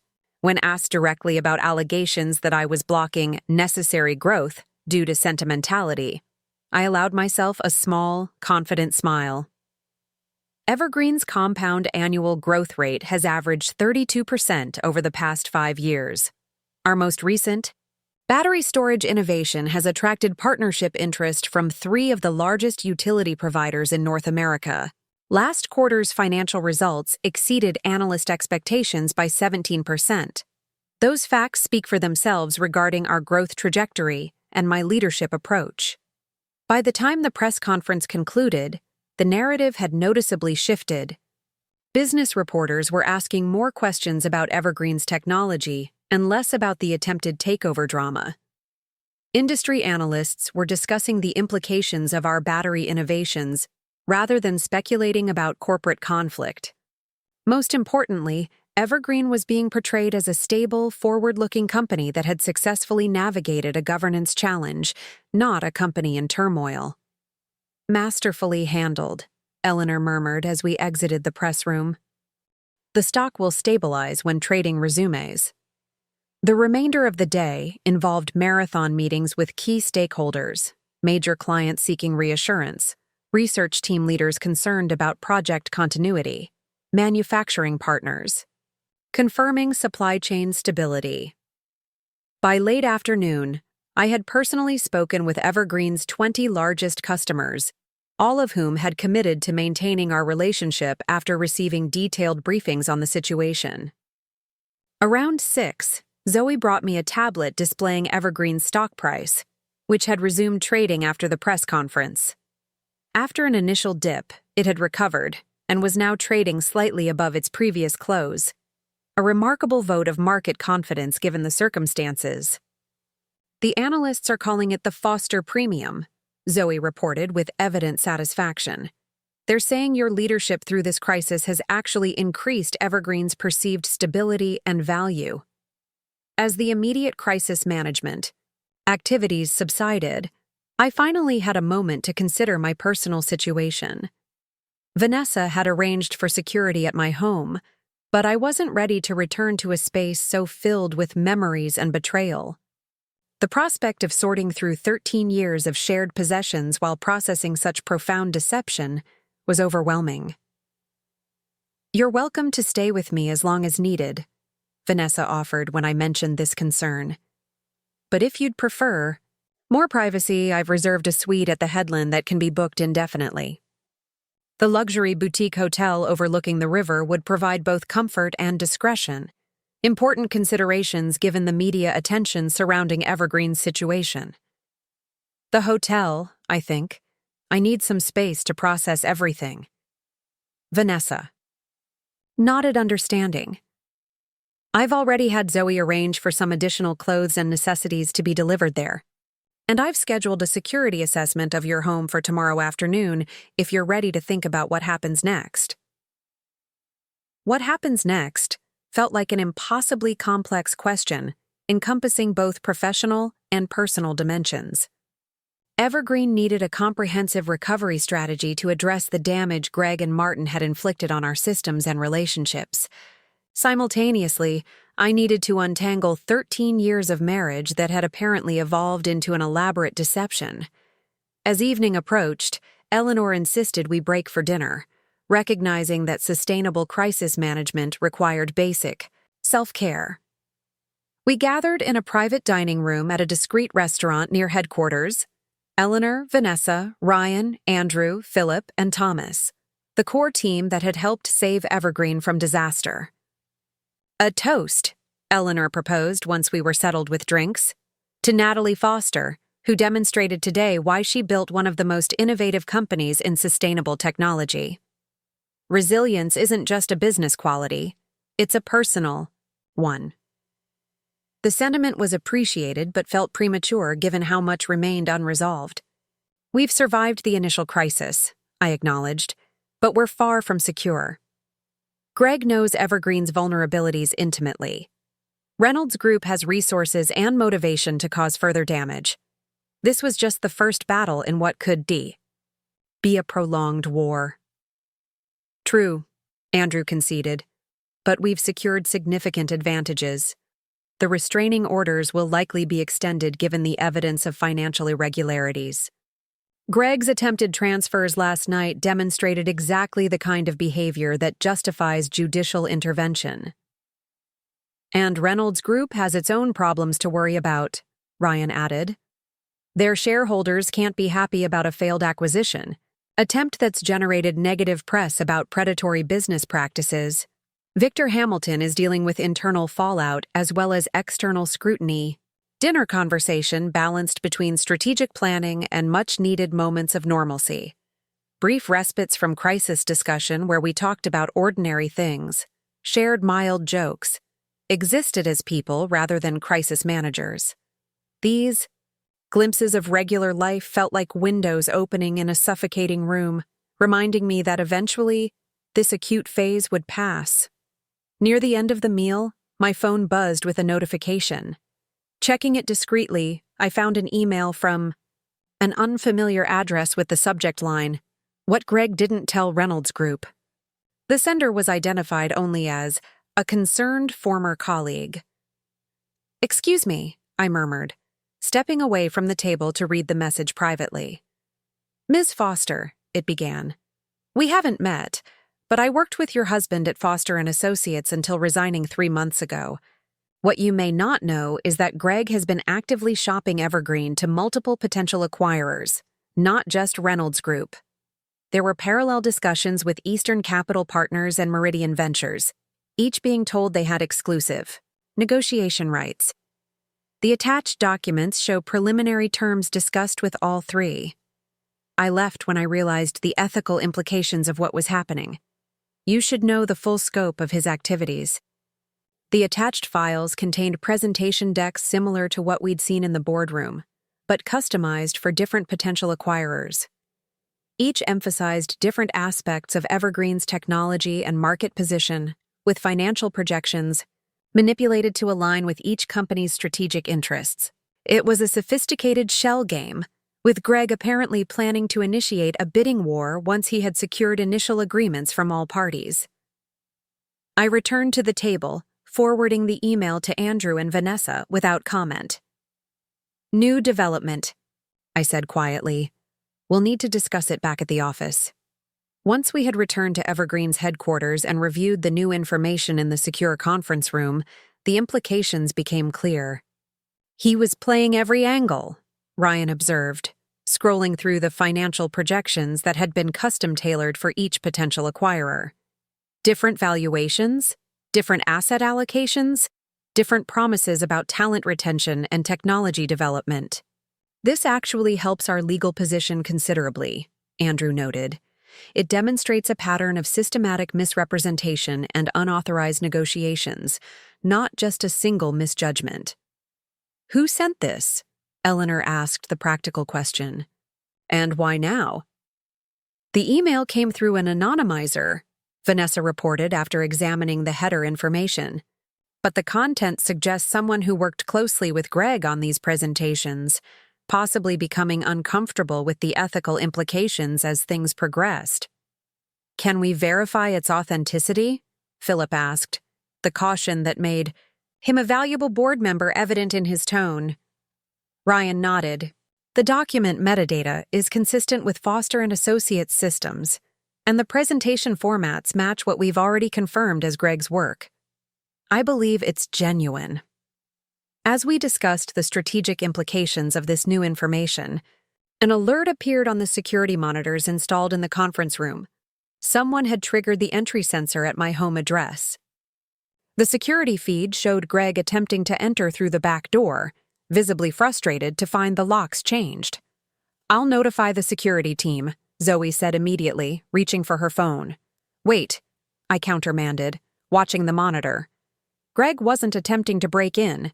Instead, he appeared to be deliberately placing something in the garden planter beside the door, a small envelope or package. "He knows the house is under surveillance," Andrew observed. This is a message, not an attempted entry. Once Greg had departed, I instructed the security team to retrieve whatever he had left. 20 minutes later, they reported finding a USB drive in a sealed envelope marked with my name. Don't connect it to any evergreen system, Ryan warned immediately. It could contain malware designed to breach our security. Agreed, I said.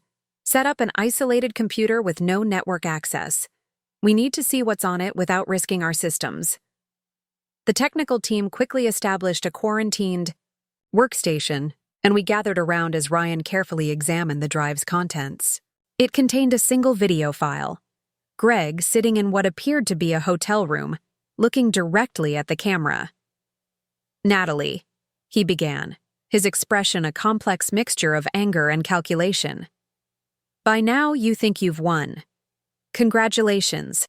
On rallying the board against me, it was an impressive countermove, if ultimately futile. What you don't understand is that this was never just about Evergreen. He leaned closer to the camera, his familiar face now animated with an intensity I recognized from his courtroom victories. For years, I've watched you prioritize your precious company over everything else. Our marriage, our future, the family we once talked about having. Evergreen became your identity, your obsession, while I was relegated to Natalie Foster's supportive husband. Do you have any idea what that's like? To have your own accomplishments constantly overshadowed? The naked resentment in his voice was jarring, revealing emotions he'd apparently concealed throughout our marriage. Reynolds was just one option. I have contingencies you haven't discovered yet, partnerships you can't possibly anticipate. This isn't over. It's barely begun. You have 24 hours to reconsider your position. Call this number when you're ready to discuss reasonable terms for an orderly transition. The video ended abruptly, a final frame showing a phone number I didn't recognize. The room remained silent for several moments as we processed this direct communication. Classics? Intimidation tactic, Vanessa observed finally. Vague threats combined with a deadline designed to create pressure for concessions. But concessions to what? Thomas asked the question we were all considering. He's been removed from his position. The acquisition has been blocked. What exactly does he expect to gain now? Control, I said quietly, understanding dawning as I reflected on Greg's words. This was never just about money or corporate assets. It was about him asserting control over something I built, proving he could take it if he wanted to. Eleanor nodded slowly. Men like Greg often mask control issues beneath rational business language. The psychological component here shouldn't be underestimated. So, how do we respond? Philip asked, ever practical. We don't, I decided after careful consideration. Any response validates his approach and encourages further manipulation attempts. We continue securing Evergreen against whatever contingencies he believes he's established, but we don't engage directly with threats or ultimatums. Andrew concurred. From a legal perspective, this video actually strengthens our position. It demonstrates retaliatory intent and ongoing attempts to interfere with company operations despite the restraining orders. As the team dispersed to implement additional security measures based on this new development, I found myself experiencing an unexpected emotion beneath the stress and strategic calculations, a profound sense of clarity. Seeing Greg's unfiltered resentment, hearing him explicitly frame Evergreen as competition for his ego rather than our shared project, crystallized something I had been struggling to accept. The betrayal wasn't a sudden ethical lapse or a purely financial calculation.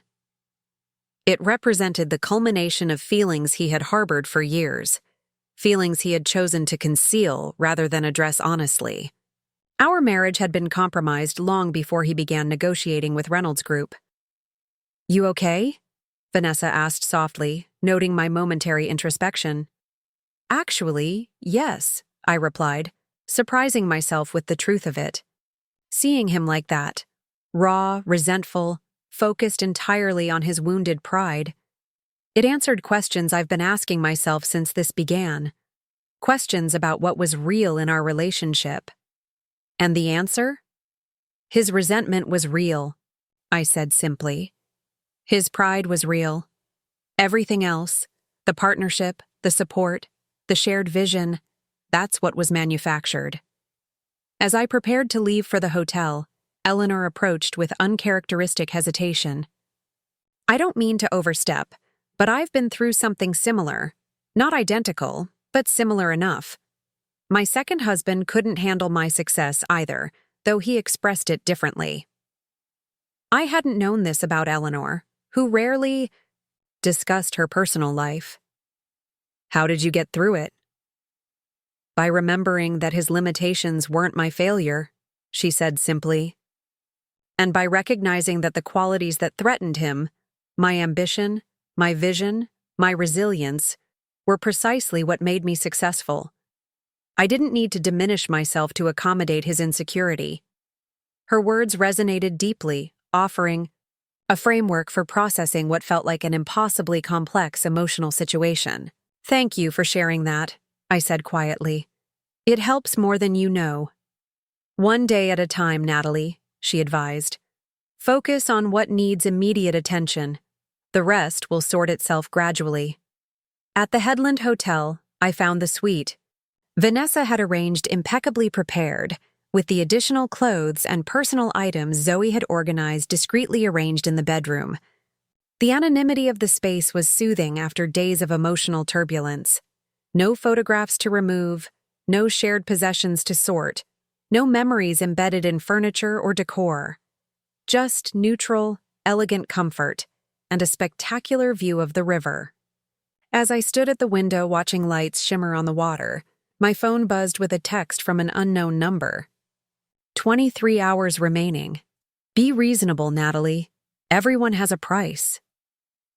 Greg's attempt to maintain pressure, to assert some form of control despite everything that had transpired. I didn't respond, instead adding the number to my block list and forwarding the message to Andrew for the legal record.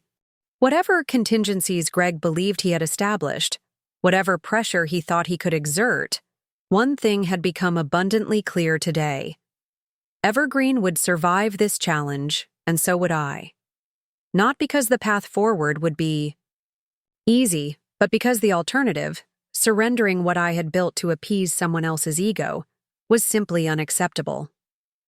Tomorrow would bring new challenges, including the court hearing to extend the restraining orders and the ongoing investigation into exactly how deeply Greg and Martin had compromised Evergreen systems.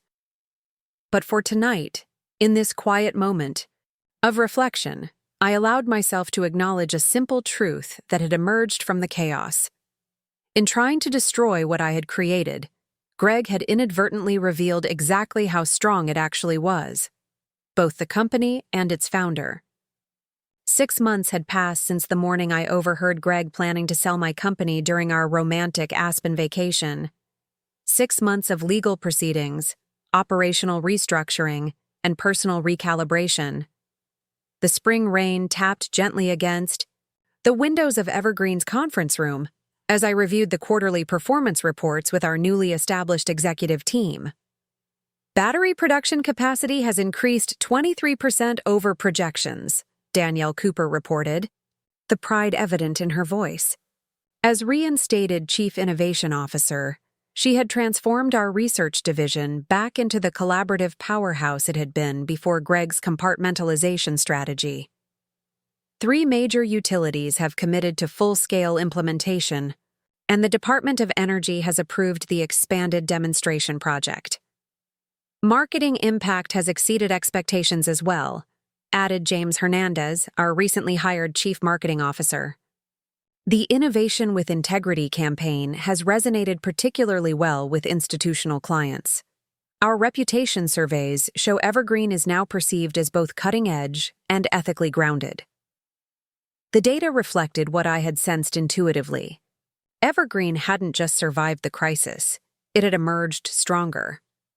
The attempted hostile takeover, rather than destabilizing our company, had ultimately clarified our mission and united our team around core values of transparency and environmental impact. Financial restructuring is complete, Philip Chen confirmed. After serving admirably as interim CFO during the crisis, he had agreed to take the position permanently. All irregular transactions have been reversed, security protocols overhauled, and our new distributed authorization system is functioning flawlessly. Each report represented countless hours of dedicated work by teams across Evergreen. The systematic dismantling of Greg's sabotage had required forensic accounting, legal, intervention, and technological innovation. What had been designed to fracture us had instead forced us to rebuild on stronger foundations. Questions before we adjourn? I asked, surveying the faces around the table, some familiar, some new, all committed to Evergreen's mission. Eleanor. Jackson, who had remained a steadfast ally throughout the recovery process, spoke up. The Reynolds Group settlement. Any update? Andrew Morrison nodded. Final terms were approved yesterday.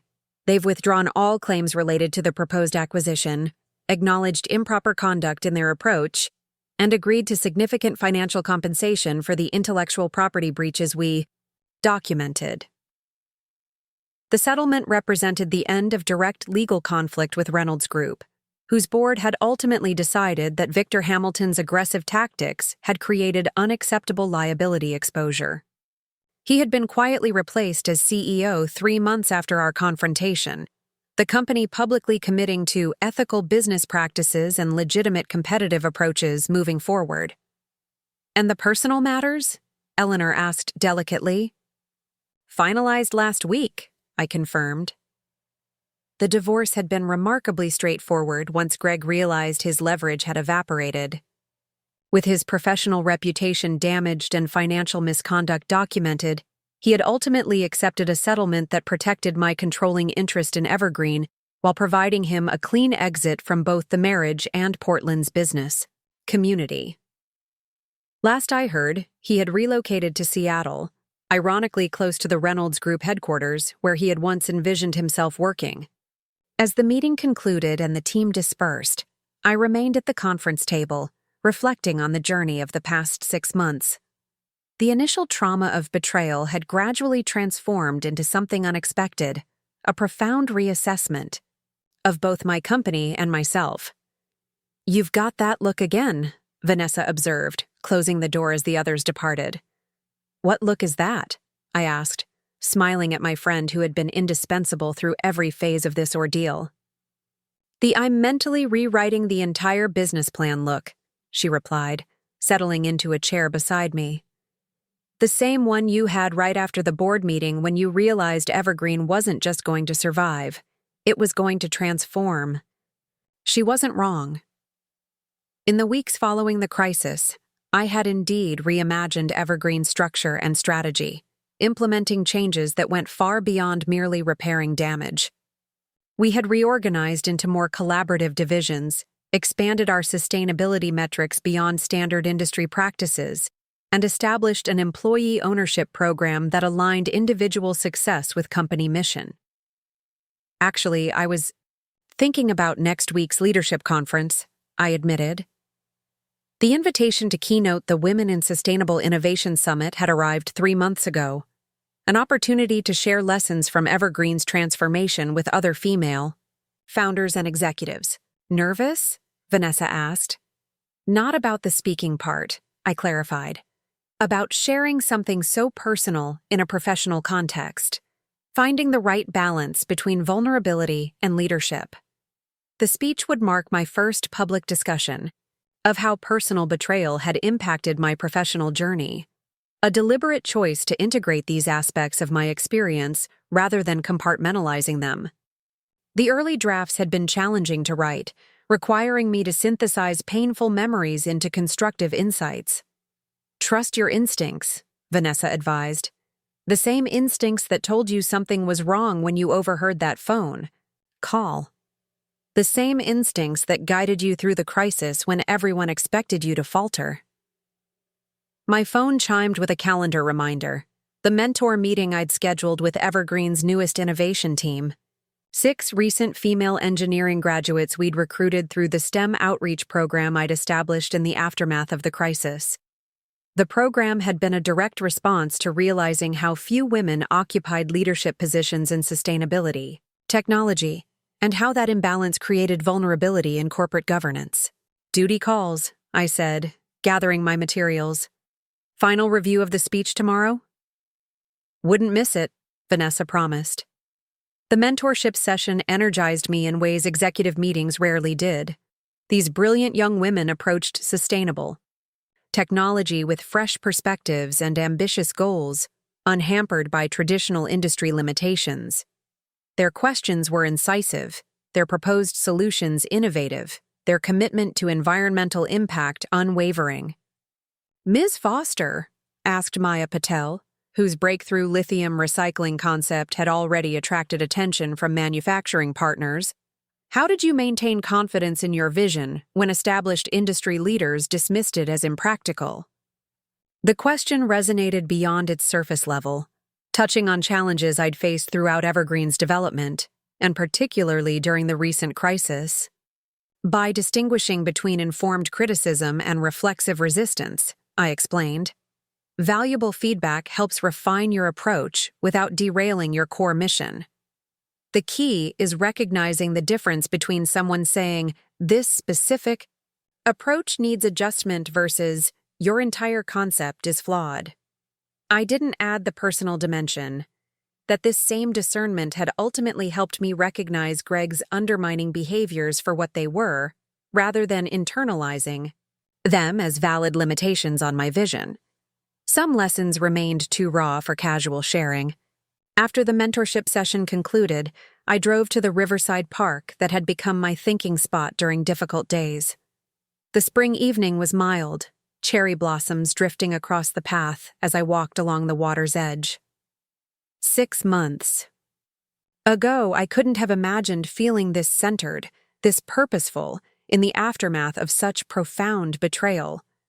My phone buzzed with a text from Zoe. "Eleanor called.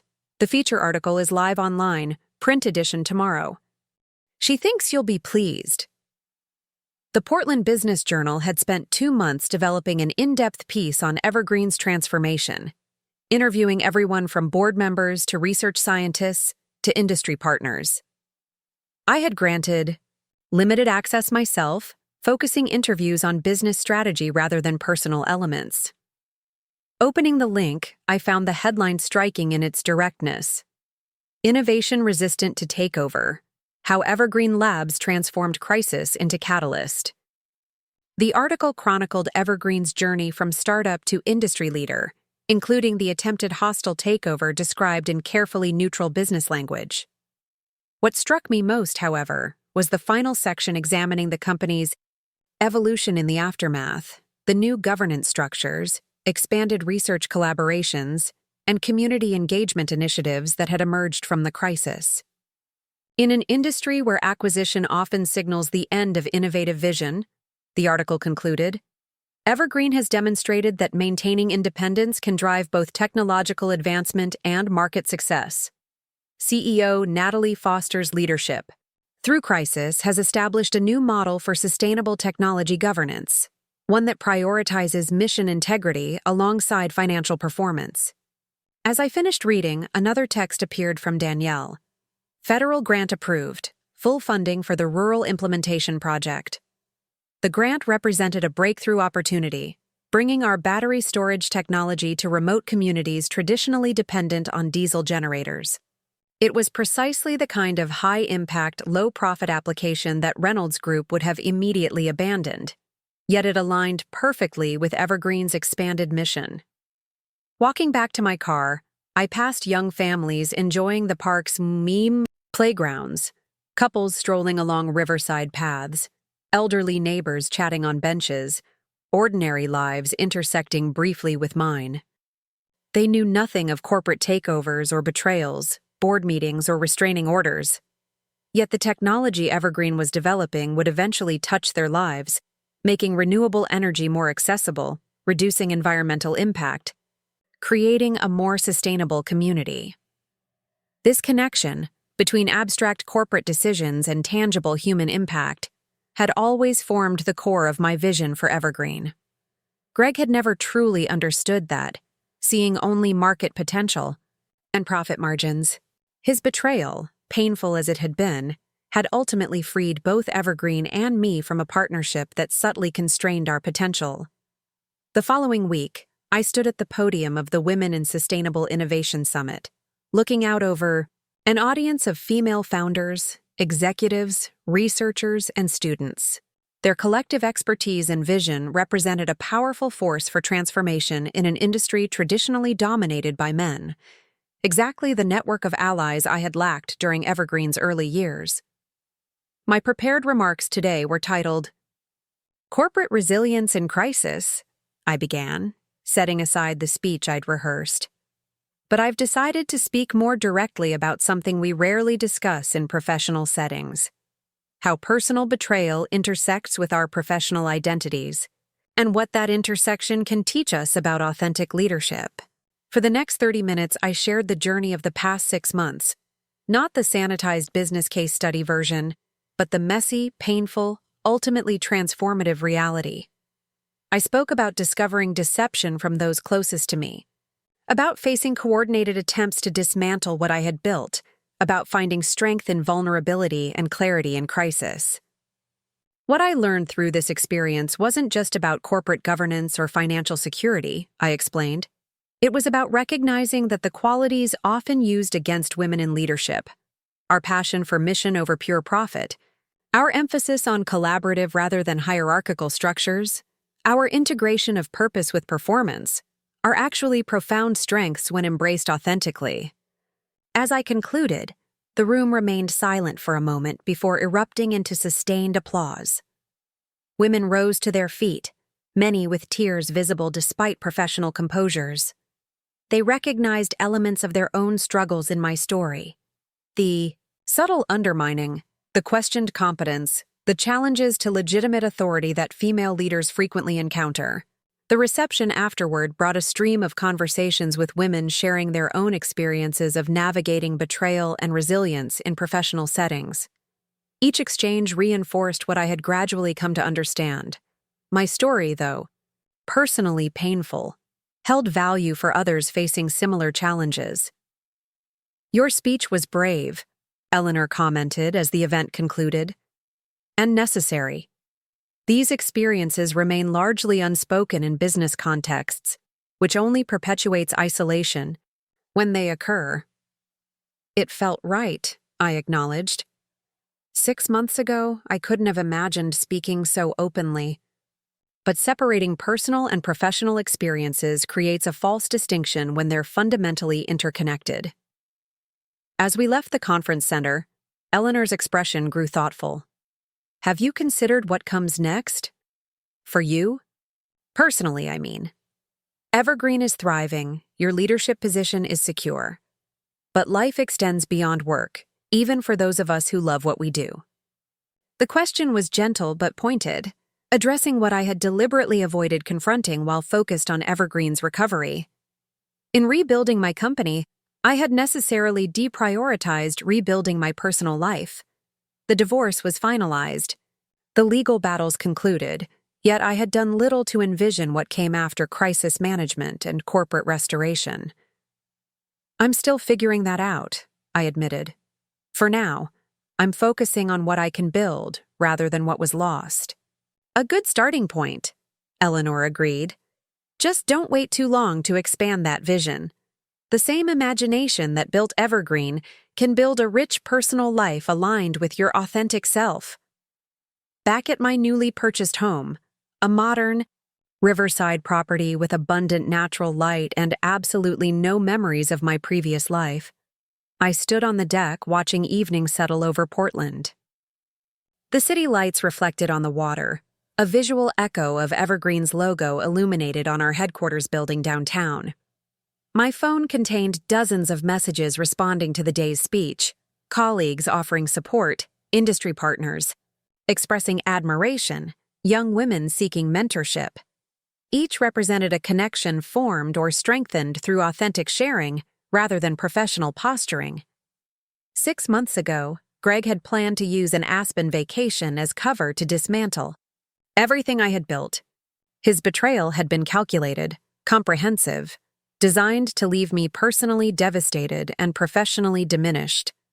The perfect plan, orchestrated by someone who believed he understood my vulnerabilities completely. What neither Greg nor Reynolds Group had anticipated was how crisis could clarify purpose rather than destroying it. In attempting to exploit perceived weaknesses, they had inadvertently revealed unexpected strengths in Evergreen's mission, in our governance structures, in my own leadership capacity. The emergency board meeting I had called that day hadn't just changed Evergreen's trajectory. It had transformed my understanding of resilience itself. Not as the absence of vulnerability, but as the capacity to integrate challenge into growth. Not as individual prowess, but as the strength of aligned community. Not as avoiding pain, but as finding meaning within it. As darkness settled over the river, I smiled at the unexpected truth that had emerged from months of turbulence. Sometimes what seems like an ending, a betrayal, a loss, a fundamental disruption, actually creates space for a more authentic beginning. Up next, you've got 2 more standout stories right on your screen. If this one hit the mark, you won't want to pass these up. Just click and check them out.